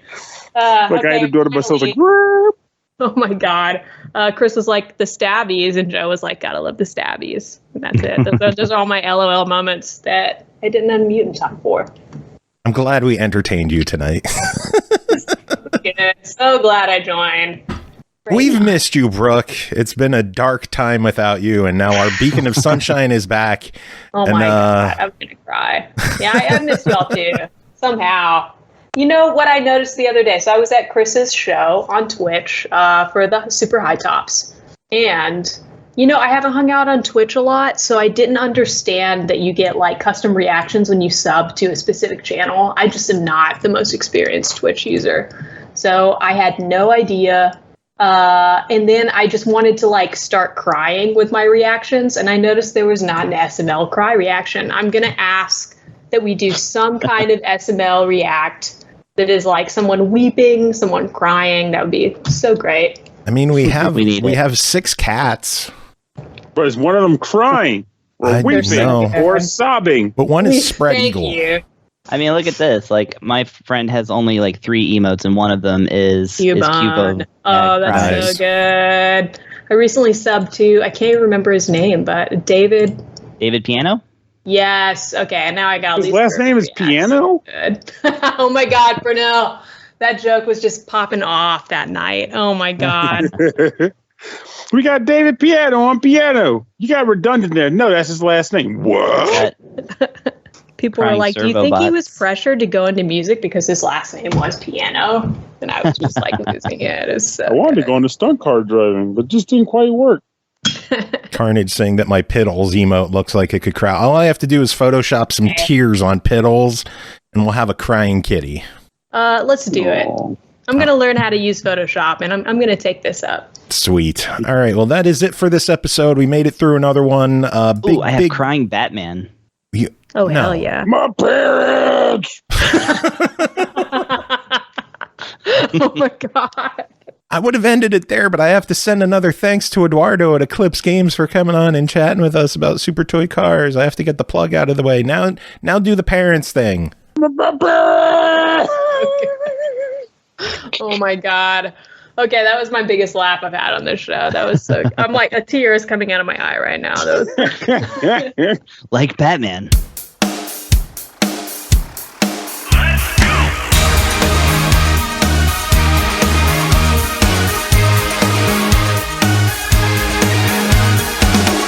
Kick 'em in the face, get a taste of mace, escape in haste, and grab on my briefcase.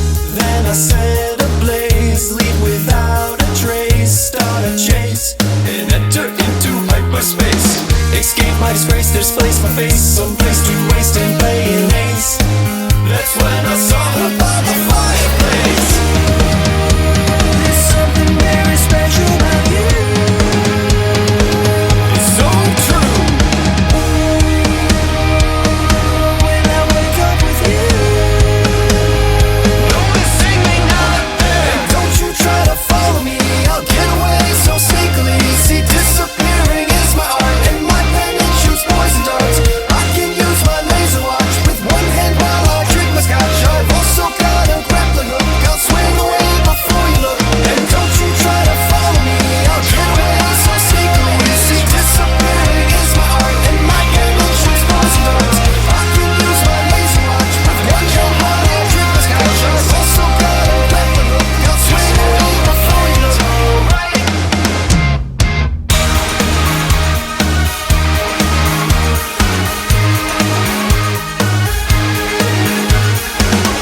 Heading down the road, checking on the goals. The bomb explodes. I enter into stealth mode.